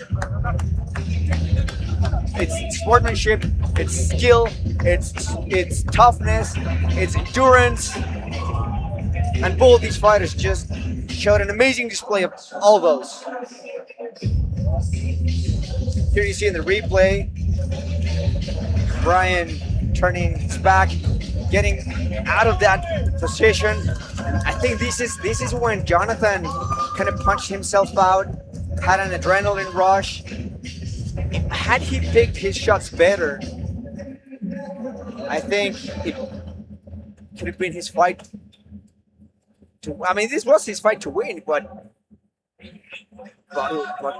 Brian Lopez is so tough. Damas y caballeros, el referee Isidro Cruz detuvo el combate a los 3 minutos con 17 segundos del primer round. Ladies and gentlemen, referee Isidro Cruz stopped the fight at 3 minutes, 17 seconds of the first round. Declaring the winner by TKO, Brian Ulises. Now we're going with Selby to the interview. Damas y caballeros, regálenme un poco de ruido para esta pelea que nos acaban de regalar estos dos guerreros, por favor. Brian, ¿qué pelea nos acaban de regalar? Antes que nada, ¿qué tan lastimado estabas cuando tu oponente te llegó a conectar de esa manera? ¿Cómo te sentías? ¿Qué estaba pasando por tu cabeza? No, pues sí me sentí muy tocado. Me fui por un momento, pero pues los huevos que me cargo, la verdad, supe salir adelante. De verdad, mostraste un corazón increíble. I don't know if I can say this on the stream, but I have big la pelea de esa manera cojones. Nos deja sin palabras y gracias por esa pelea que nos regalaste, Brian. ¿Qué está pasando ahorita por tu cabeza? Platícanos. De todo, pero no, gracias. Gracias a todo el público de Ciudad de México. Son un excelente público. Gracias por recibirme. Y espero volver a darles otro show después. Gracias. Brian Ulises, damas y caballeros. Gracias, Brian. Yeah, I don't think he can have a lot of words after that war. I would just let my actions speak for themselves. Also, he still has to recover. What a fight. 3 minutes. And they could easily take fight of the night. That's all it takes sometimes. Unbelievable. Up next, Roberto Perez against Cruz Garcia. Our co-main event. There you have Brian Ulises Lopez going with the win. It literally took in blood, sweat, probably some tears that we didn't see, but what a fight. Now you can add him to your favorite fighters list.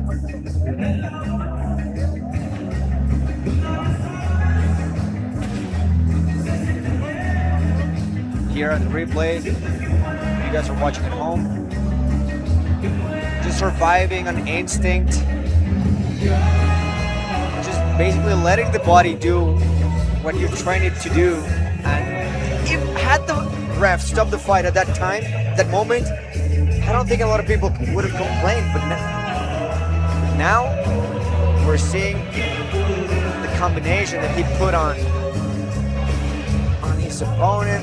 Look, body, head, body, and then as soon as Jonathan Kiagua crumbled, the referee had to step in. Wow. What a fight. I was telling people at home, with 3 minutes is all you need to take the fight of the night. I didn't want to keep Brian in there too long. I wanted him to go to medical, so I kept it short.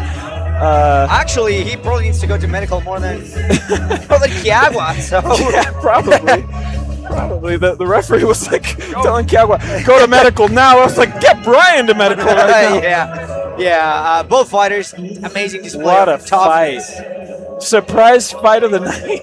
Yeah. This fight stole the show, but we got to keep going. Diego, we have our co-main event of the evening, Roberto El Animal Perez versus a foreigner, Panamanian, Cruz El Conquistador Garcia. Should be a good match. I'm sorry, backwards. Roberto El Animal Perez is from Panama.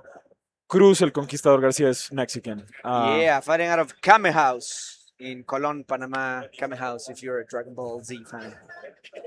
Yeah, we had a weight miss here as well. This is going to be another catch weight co-main event.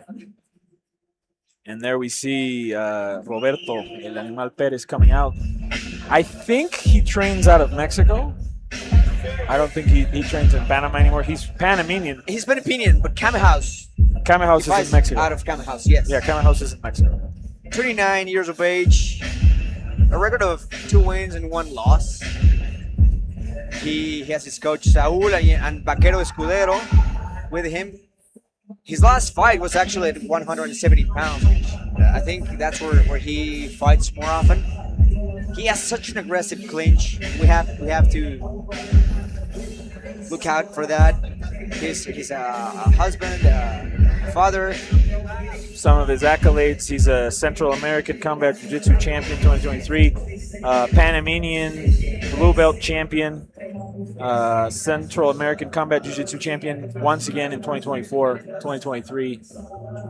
So I'm guessing his base is Jiu-Jitsu.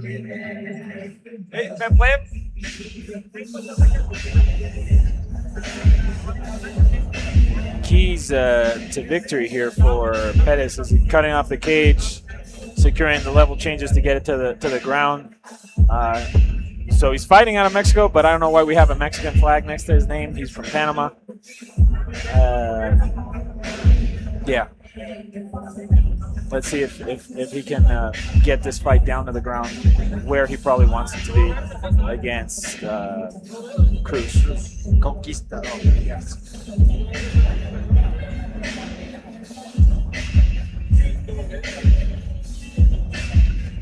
I'm still not over the last fight. Sorry. I feel you. Yeah. I'm still sweating a little bit. That was insane. And now here we have Cruz Garcia coming out. Definitely going to be the crowd favorite here tonight. Yeah. Cruz Garcia Conquistador with a record of 5 wins and 1 loss. Actually, he's coming off his first loss after a 5-win streak. Yeah. Sorry, you were saying? No, I was just about that loss. When you're an undefeated fighter and you get your first taste of defeat, you want to come back really strong. You want that taste of defeat out of your mouth, so definitely look for him to come out with something to prove during this fight.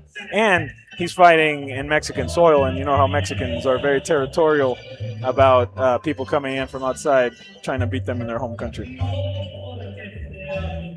Pretend to be Mexican with a Mexican flag. Not Cruz, I'm talking about Roberto. No, but Cruz, 4 of his 5 wins or finishes, 3 of them in the first round.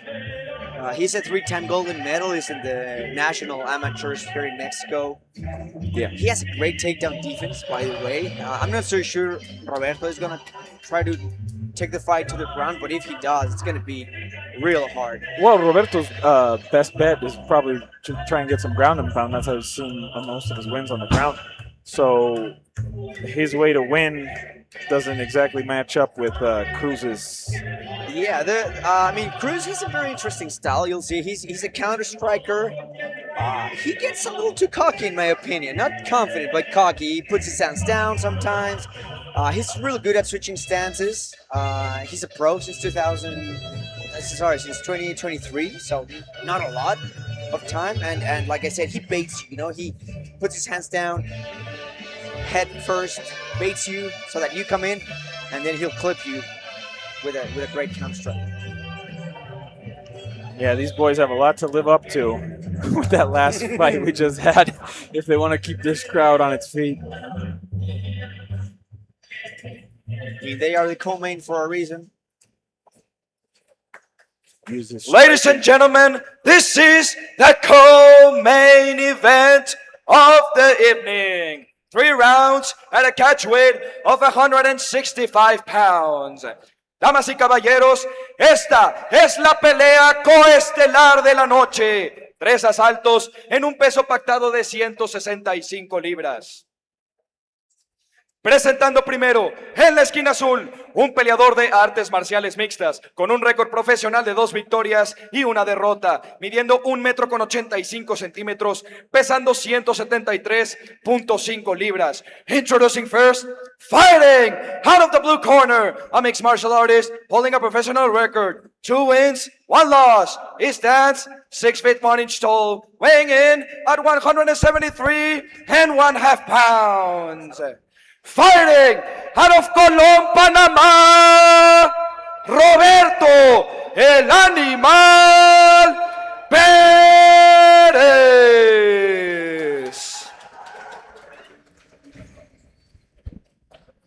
Y su oponente en la esquina roja, un peleador de artes marciales mixtas, con un récord profesional de 5 victorias y 1 derrota, midiendo 1,80 metros, pesando 164 libras. And now, fighting out of the red corner, a mixed martial artist holding a professional record, 5 wins, 1 loss. He stands 5 feet 11 inches tall, weighing in at 164 pounds. Fighting out of León, Guanajuato, Cruz, el Conquistador García. So you can see Cruz motioning when y el referee encargado, the referee in charge, Miguel Jiménez. When they read out the weight, Cruz was motioning his stomach, saying like, yeah, I didn't miss weight, because Roberto came in very heavy, almost a weight class above Cruz, and that could be a huge factor in this, Diego. Roberto coming in so much heavier, and Cruz accepting the fight must say a lot about him having so much confidence in his abilities.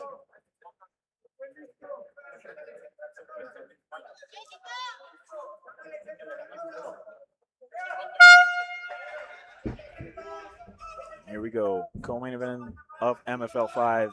Cruz Garcia versus Roberto Perez.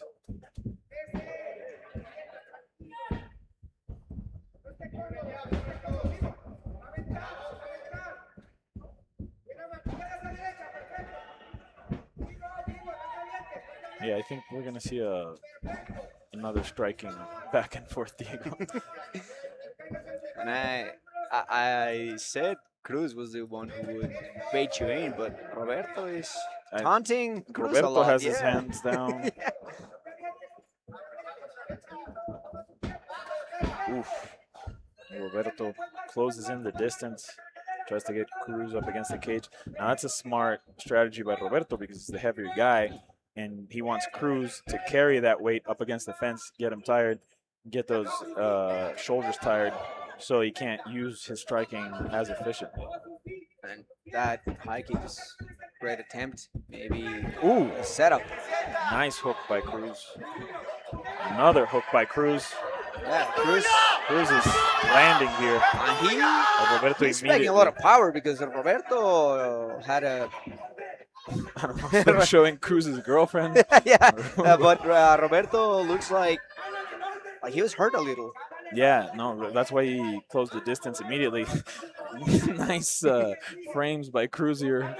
I just hope the fingers aren't in the eyes or in any orifice. That would be illegal. He got a warning, I think. Yeah, you got to keep the fingers out of the nose, out of the mouth, out of the eyes. That is not legal. And there we see Joe and Mac with the best seat in the house, next to Master Vic, enjoying our co-main event of the evening. I don't know. Cruz seems to be saying something to the referee. I don't know if Roberto is grabbing onto the cage. I can't really see from this angle. But Cruz is definitely talking to the ref about something. Diego, if you see Cruz's leg high, that is actually a very smart defense to keep Roberto from all the way smashing him into the fence. I was going to ask you how exhausting it is for Cruz because he looks, like calm, but I'm sure he's doing a lot of effort to stay in that position. It's tired to have your opponent on top of you up against the fence, but it's also tired for your opponent to try and keep you there. So they're both expending energy. Cruz is being very intelligent in his defense. I can tell he's very savvy up against the fence because he's doing the correct things. And we see a cut on Roberto's left eye. I don't know where that came from or what caused it, but you see a cut on Roberto. And it might be affecting his visibility. We saw Cruz land some shots right now, and Roberto keeps wiping his eyes away. Yeah, and Roberto's just backing up. He doesn't have the best defense right now, even when he Terrible shot by Roberto, like halfway, and Cruz takes advantage of it and tries to punish him right here with some ground and pound. Roberto's grabbing the cage. Cruz grabbing the cage. Roberto trying to go into a leg lock, but he's in a very bad position here for Cruz to punish him with some ground and pound, which is what he's doing. And Cruz is landing some big shots on Roberto here. Wow, he's complaining to Roberto. And that's going to be it. Okay. I don't know if this is a bit controversial. I don't know. I think the ref was probably telling. He's complaining about the back of the head. He's saying it was on the back of the head. I don't know. I think Cruz. I didn't see any shots to the back of the head. No, me neither. I think Roberto got hurt at the beginning and then I don't think he was able to recover from there. Cruz did what he had to do. Yeah, and Cruz taking on here a heavier opponent. Yeah, I think in Roberto's defense, he was trying to get out of that position. The referee started talking to him. I think he said probably, you got to defend yourself, something like that. Roberto started talking back, and that's when Cruz capitalized. Yeah, because what's the first rule? Protect yourself at all times. You can't be having a side conversation with the referee as the guy's on top of you landing ground and pound.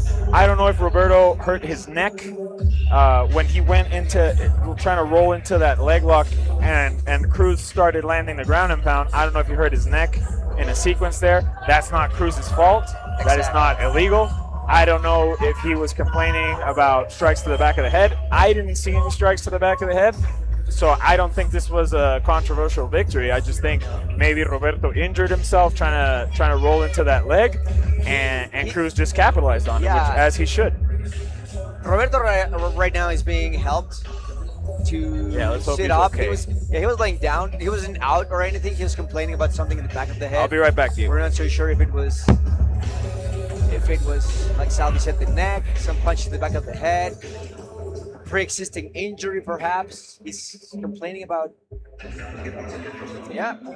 but but the back of the head, I just don't think it was punches that he's complaining about.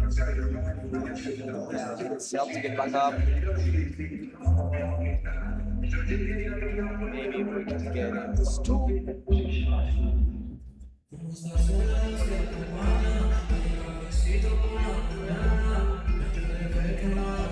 And there you have him, Cruz Garcia, Conquistador, getting back to the win column.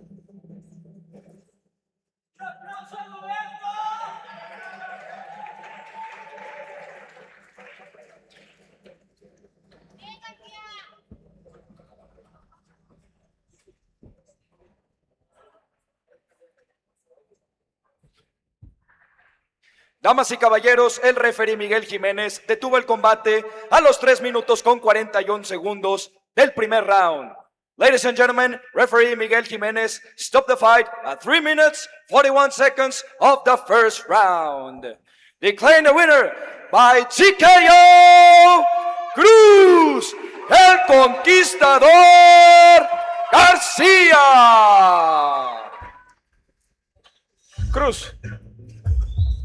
Cruz, platica conmigo tantito. Cruz, platícame cómo te sientes. Al final de la pelea no sabemos bien qué pasó. Vimos que Roberto estaba hablando algo con el referee, tú estabas haciendo tu trabajo utilizando el ground and pound. ¿Qué pasó ahí al final del combate? Pues malos entendidos, yo hice lo que me tocaba. O sea, ¿cómo se dice cuando las transiciones llevaron a tal? Pero yo pegué a la cara, pues. Sí. La verdad es que yo creo que en las transiciones a lo mejor un golpe... Cruz, tú tomaste esta pelea con un oponente mucho más pesado que llegó, mucho más pesado que tú, aceptaste el combate. ¿Qué pensaste el día de ayer cuando aceptaste la pelea? Yo nunca le he dicho que no a nadie. Me mandan, oye, hay una pelea, la agarro. ¿Quién es? No me importa. Si voy a ser el mejor del mundo no puedo elegir oponentes. Apenas tengo 23, el otro año me van a ver en UFC, nos van a ver. Somos un equipo chico que está creciendo de León, pero nos van a ver en las grandes ligas dominando. ¿Qué le tienes que decir a tu ciudad de León? ¡Hey, León! Pero estén viendo, nos caemos todos, me he caído. Desde antes de ser profesional, lo que nos hace grandes es cómo nos levantamos. Así que de pie, perros. So what makes us big is that we get up. So let's go. Quiero dar gracias a Dios primero, thank God first, a mi entrenador, coaches, a mis amigos, a mi carnal, a mi mamá, a mis hermanas, mi novia. La neta es que no podría pedir mejores personas. Gracias a ustedes. Thank you, everybody. Así que caballeros, Cruz, el Conquistador García.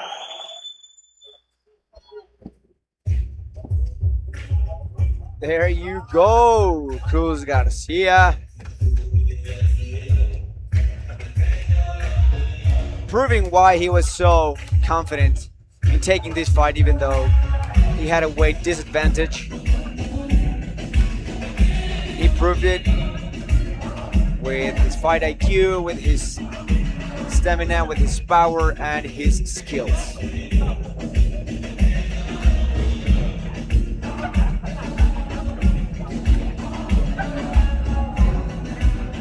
There we see the León flag, where he's originally from, León, Guanajuato.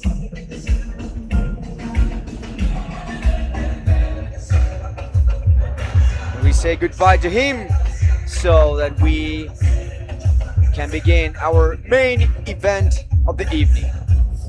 Ricardo Woody Chavez fighting Christopher Tank Ewert. Tanque Ewert fighting out of UKF Phoenix from Chile, 32 years old, with a record of 8 wins and 2 losses. Fighting one of the most active fighters you'll know, Woody Chavez, with over 50 professional fights. He has 55 professional fights, professional record, 29 and 26. Yes, we know that is not quite impressive at first glance, but Woody is a fighter who has fought. I tried to get what happened behind that. So apparently, by what Cruz said, I think Roberto was complaining the shots to the back of the head. I didn't see any shots to the back of the head. I don't know if in the replay you saw anything. No, we didn't see replay, but we didn't see shots in the back of the head. And that's exactly what Cruz was telling me. He's like, I was maybe during the fighting scramble, I landed something. I right? thought Roberto maybe hurt his neck rolling into that knee bar attempt, but I definitely didn't see any shots to the back of the head. But anyway, ladies and gentlemen, I was telling them about Woody and what kind of a veteran he is. He's fought everybody. He's fought veterans, well, just look at that record, 29 and 26. Strikers in short notice with a full camp in Mexico, in different countries. Over altitude, 50 fights. 55. It's just a guy that's been fighting forever. Against, he's only 33 years old. Against Christopher Ewert, who's from Chile, by the way, not Mexico. He is from Chile. Look, Woody and Christopher, they were supposed to fight in the main event of MFL 4. Sadly, Woody had to step down. He had a staph infection, got it taken care of. He was actually at MFL 4 cornering some of his students. Yeah, with a boot on. Yeah, with a boot on. And now he's where he belongs, in the cage. So you see, they're almost the same age, and you see the drastic difference in number of fights. One guy has 10 fights. The other guy has 55. Woody has over 50 fights. But Christopher Ewert, obviously the bigger prospect, speaking realistically, he's been in Dana White Contender Series. He's fought in bigger shows. He's fought in...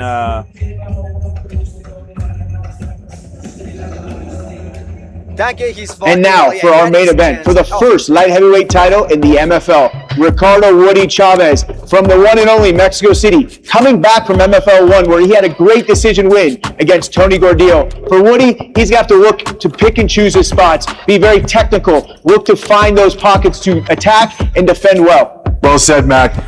Christopher Ewert, El Tanque, is not an easy opponent. This is a guy who made it to Dana White Contender Series and has a lot of experience dealing with tough guys. Obviously, Woody's got the advantage here in his hometown. He's got a lot of people supporting him today in this arena and the altitude on his side. Who knows what's going to happen?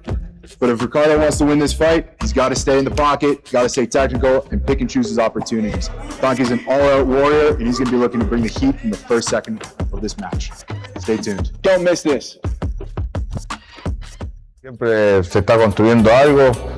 Si no hay un plan A, hay un plan B, un plan C. Entonces siempre estamos preparados para cualquier situación. Pues yo creo que su punto débil va a ser enfrentarse conmigo, hermano. Yo creo que el punto débil de mi oponente es la lucha, así que estamos trabajando fuerte en eso. Sí, pues tuve la oportunidad de estar ese día, hermano. Realmente iba en muletas, no lo creía, ¿no? Pensaban que había tirado la pelea por alguna circunstancia que no era, pues, real, ¿no? Pero sí tuve el placer de estar ahí, ¿no? Viéndolo. Pues mira, no opino nada, hermano. Realmente respeto su trabajo, respeto la carrera que él lleva, pero sé que yo soy superior que él. En estos momentos me encuentro trabajando en todos los ámbitos, en lo que es la lucha, jiu-jitsu, striker, para estar al 100% y darle un gran espectáculo a la gente en esta pelea. Van a ver a un Woody Chavez, hermano, con mucha hambre, con mucha garra, como siempre, ¿no? Siempre la gente que conoce a Woody Chavez va a verlo y va a apoyarlo porque saben que tiene un corazón de guerrero y, pues bueno, ya estoy ansioso, hermano, estoy ansioso de subirme a la jaula. Quiero que la gente recuerde que soy un peleador muy versátil y quiero estar dentro de MFL un buen tiempo y ser campeón de la compañía.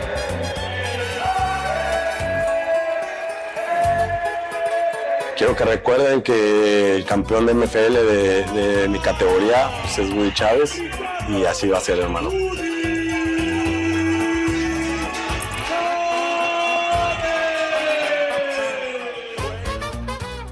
The moment has arrived for our main event of the evening here at MFL 5.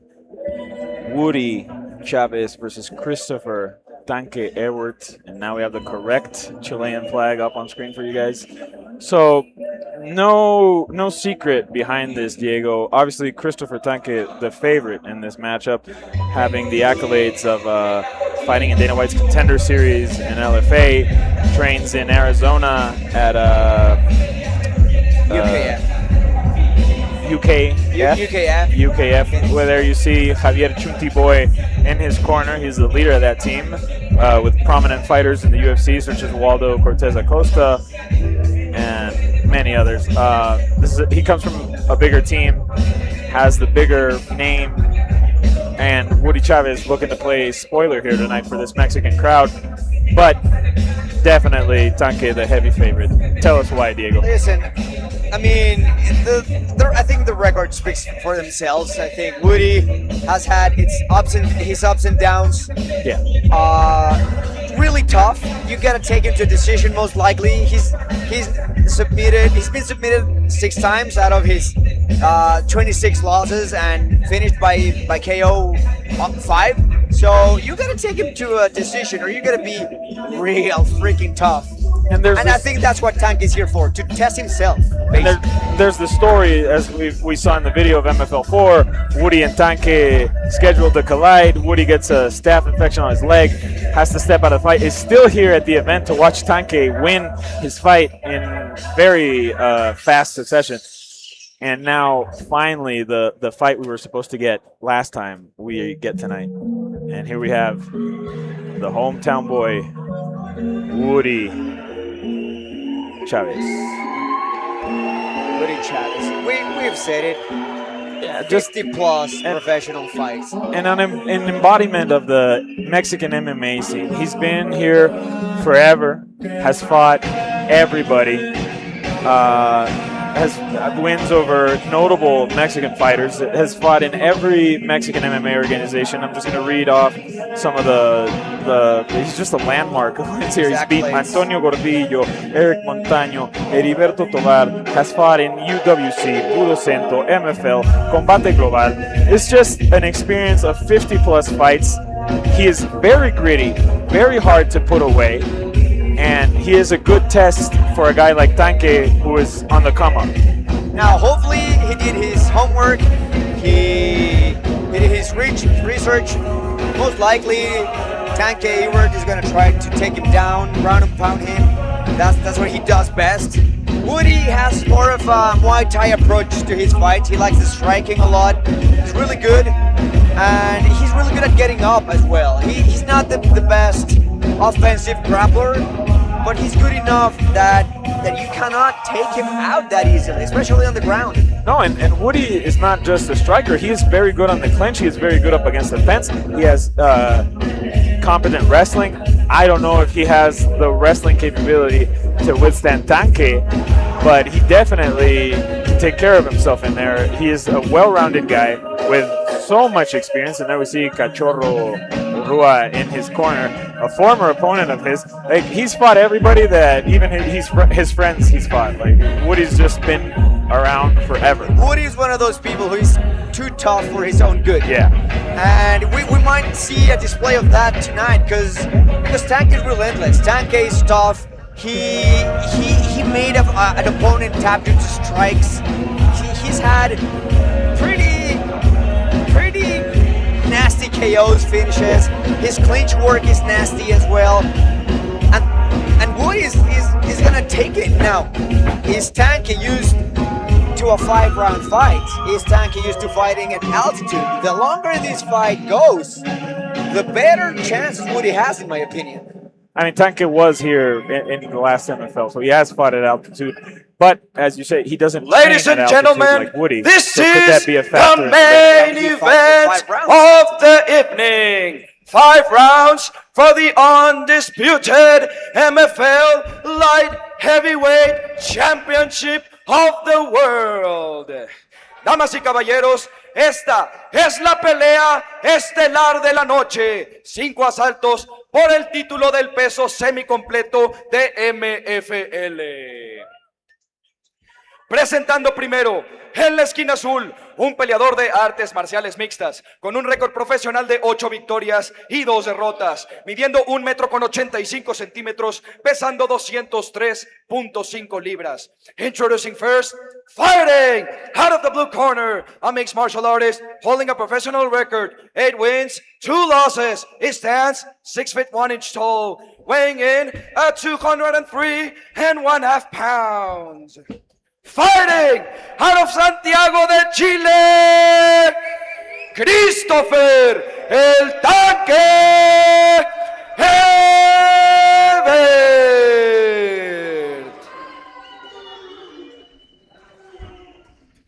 su oponente en la esquina roja, un especialista en striking, con un récord profesional de 29 victorias y 26 derrotas, midiendo 1,84 metros, pesando 203 libras. And now, fighting out of the red corner, a striker, holding a professional record, 29 wins, 26 losses. He stands 6 feet 1 inch tall, weighing in at 203 pounds.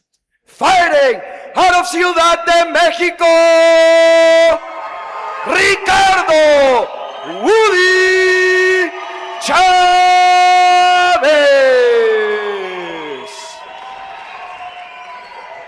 Y el referee encargado de referee in charge, Antonio Guerrero. Caballeros al centro.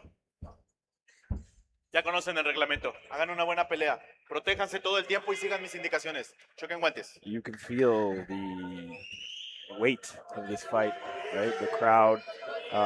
We have a guy from outside of Mexico who is very talented, very dangerous, and the heavy favorite.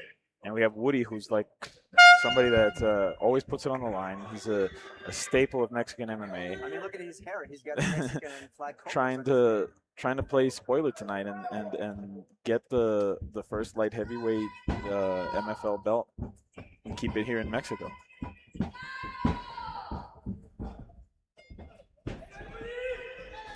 It all comes down to this. This is what MMA is about.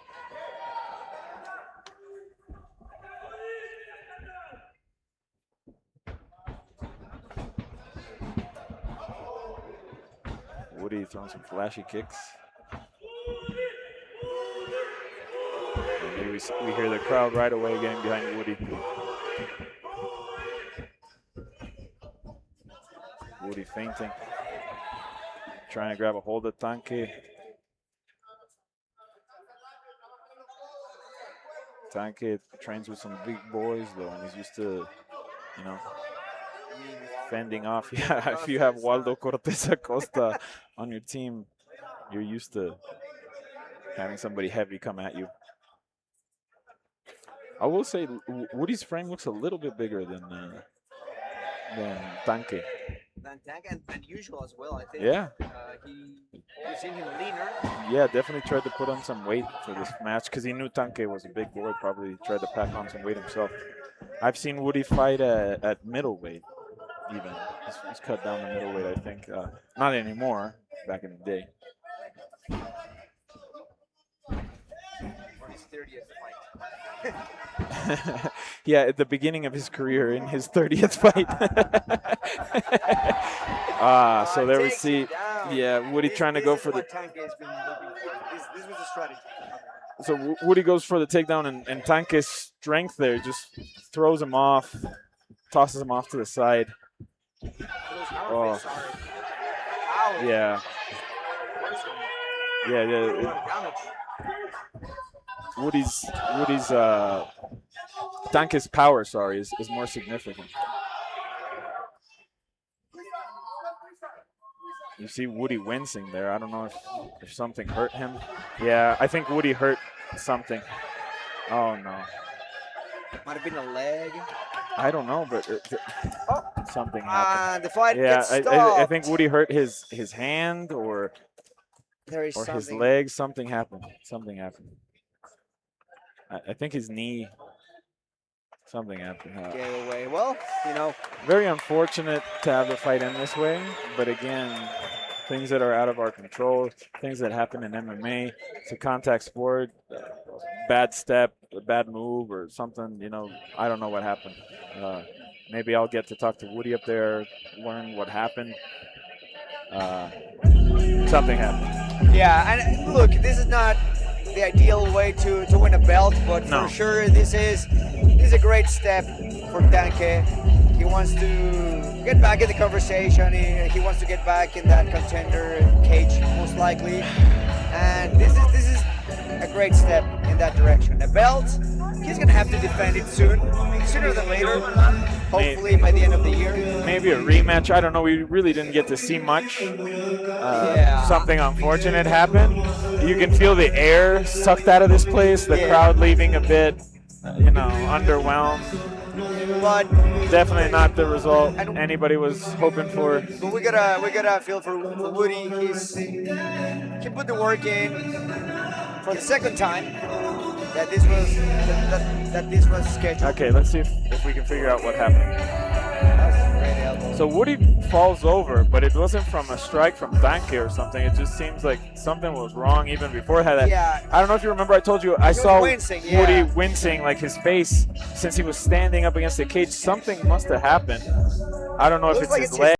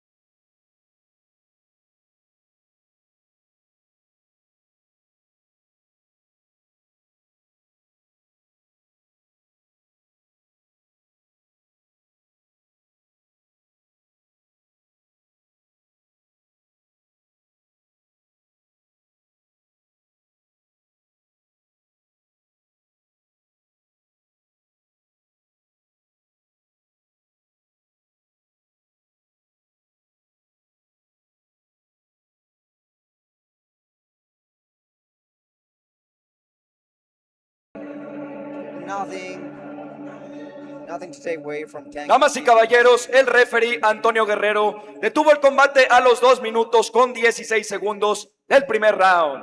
Ladies and gentlemen, referee Antonio Guerrero stopped the fight at 2 minutes 16 seconds of the first round, declaring the winner by TKO, and now the undisputed MFL Light Heavyweight Champion of the world, Christopher El Tanque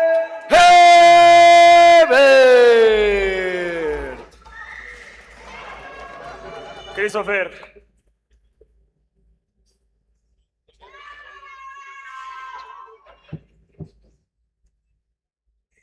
Christopher.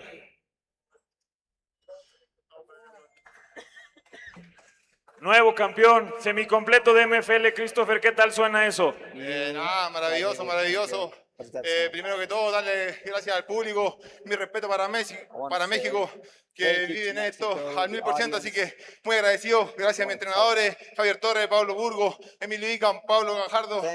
Sin esto no sería posible, y tampoco sería posible sin el apoyo de mi familia, mi esposa, mi hijo, mi mamá, mi papá, mi hermano. Agradecido de toda la gente que me está apoyando, mis sponsores. De verdad, muchas gracias. Muy agradecido. Muchas gracias a MFL también por darme la oportunidad de pelear por el título. De verdad, muy agradecido. Christopher, obviamente no la manera que tú querías ganar, pero tú hiciste tu trabajo, todo lo que tenías que hacer. ¿Qué fue lo que pasó? ¿Algo le pasó a la mano de Woody? ¿Qué fue lo que tú viste al final del combate? Algo le pasó, pero le conecté igual unos buenos codos en el piso, entonces estaba tocado y empezó a arrancar y tratamos de buscar un knockout, pero se dio, así que de verdad, muchas gracias a todos. ¿Contra quién te gustaría defender ese cinturón aquí en MFL? Yo no le corro a nadie, si tengo que pelear, peleo aquí en la quebrada aquí, así que cuando quieran, vamos, estando sin lesiones, sin nada, estoy dispuesto a pelear. Y un mensaje para tu Chile, ¿qué le tienes que decir a todo tu pueblo chileno? Que muchas gracias por apoyar siempre al Tanque, ellos ven el esfuerzo que hago día a día, así que de verdad, muchas gracias, mi Chile. Lele, viva Chile. Christopher Tanque Ewert.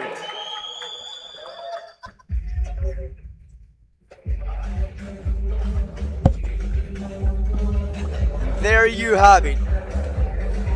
MFL 5 is in the books, crowning a new MFL light heavyweight champion in Christopher the Tank Ewert.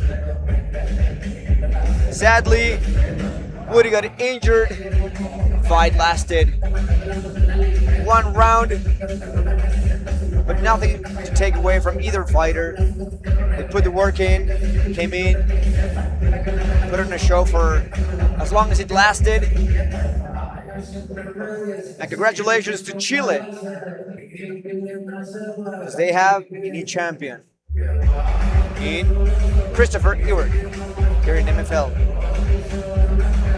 excited to see what's in the future for Tanque, for Cruz Garcia, for Brian Ulises Lopez, all the winners, even the losers. They proved that they are ready for their next challenge. MFL is putting in great fights. Sometimes the matchmaking on paper looks questionable. You see the records, you're not so sure what's going on. But then the fights take place, and then you know that the matchmakers know what they're doing. Incredible fights, incredible outcomes. A lot of fights that I thought were gonna go one way went the other way. I'm not gonna lie. So incredible matchmaking. Like Joe said, MFL is having a crossover with MMA Mexico on September 25th in Monterrey. Stay tuned for more news. If you are in the Monterrey area and you want to see the best event Mexico has to offer, stay tuned to the social networks of MFL and MMA Mexico for that upcoming crossover on September 25th. Any last words? Yeah, just Salvi. very unfortunate, but talking to Mac and Joe up there, it's going to be interesting to see who we put up against Tanque now that he's our MFL champ. It'd be hard, a full hand for anybody to take on. But hopefully somebody will step up to that challenge, and we'll get to see Tanque defend that belt here at MFL soon. I mean, we know there's fights coming up in September, probably in October as well. So yes. Well, Tanque in October sounds like a good idea. He seems healthy. He seems ready. It's just a matter of finding a good opponent. Let's play matchmakers. Do you have anybody in mind that you think could be a good? From the top of the head, I know I'm just putting you on the spot. If you don't know anybody in mind, it's understandable. But just because I don't know who we could get here at MFL, maybe if we got somebody outside of Mexico, that would be interesting to get somebody from the outside to come and fight Tanque. Here we see the results of the night from the prelims. it is tough. It's one of the heavier divisions. Like we said the whole broadcast, we're not the bigger guys here in Mexico. So hopefully a worthy opponent comes out. So here we have a little bit of confusion on our graphics. Sorry. Jaime Jauregui defeated Ivan Torres. Yes. Becky Maldonado defeated Ivan Rodriguez. Kevin Rodriguez defeated Eduardo Villa, not the other way around. Emanuel Arzola defeated Darian Calzada. And it looks like it says the winner is on the left side, but it means the winner was Kevin Rodriguez, I think. Yeah, it says winner, this guy. No, there was two winners at the bottom on this side. Oh, yeah, but obviously, Cruz Garcia with a great performance. Brian Lopez and Jonathan Kiawa. Fight of the night. Fight of the night, hands down. My takeaway from this night is that fight. Jonathan Kiawa, Brian Lopez. What an amazing fight. It's one of those fights that is just amazing. It's one of those fights you dream of. It's a really, like a movie fight. The guy almost gets knocked out, comes back, knocks the other guy out. Jose Sandoval, another bit of controversy there. Gerardo Gastelum, Renzo Aldaven, our most fun fight of the night, and a bit of awkwardness in the Cruz Garcia fight. But anyway, ladies and gentlemen, this has been MFL 5. Thank you for staying with us. I am Salvador Alduncin. I'm here with Diego Lecanda. Thank you very much.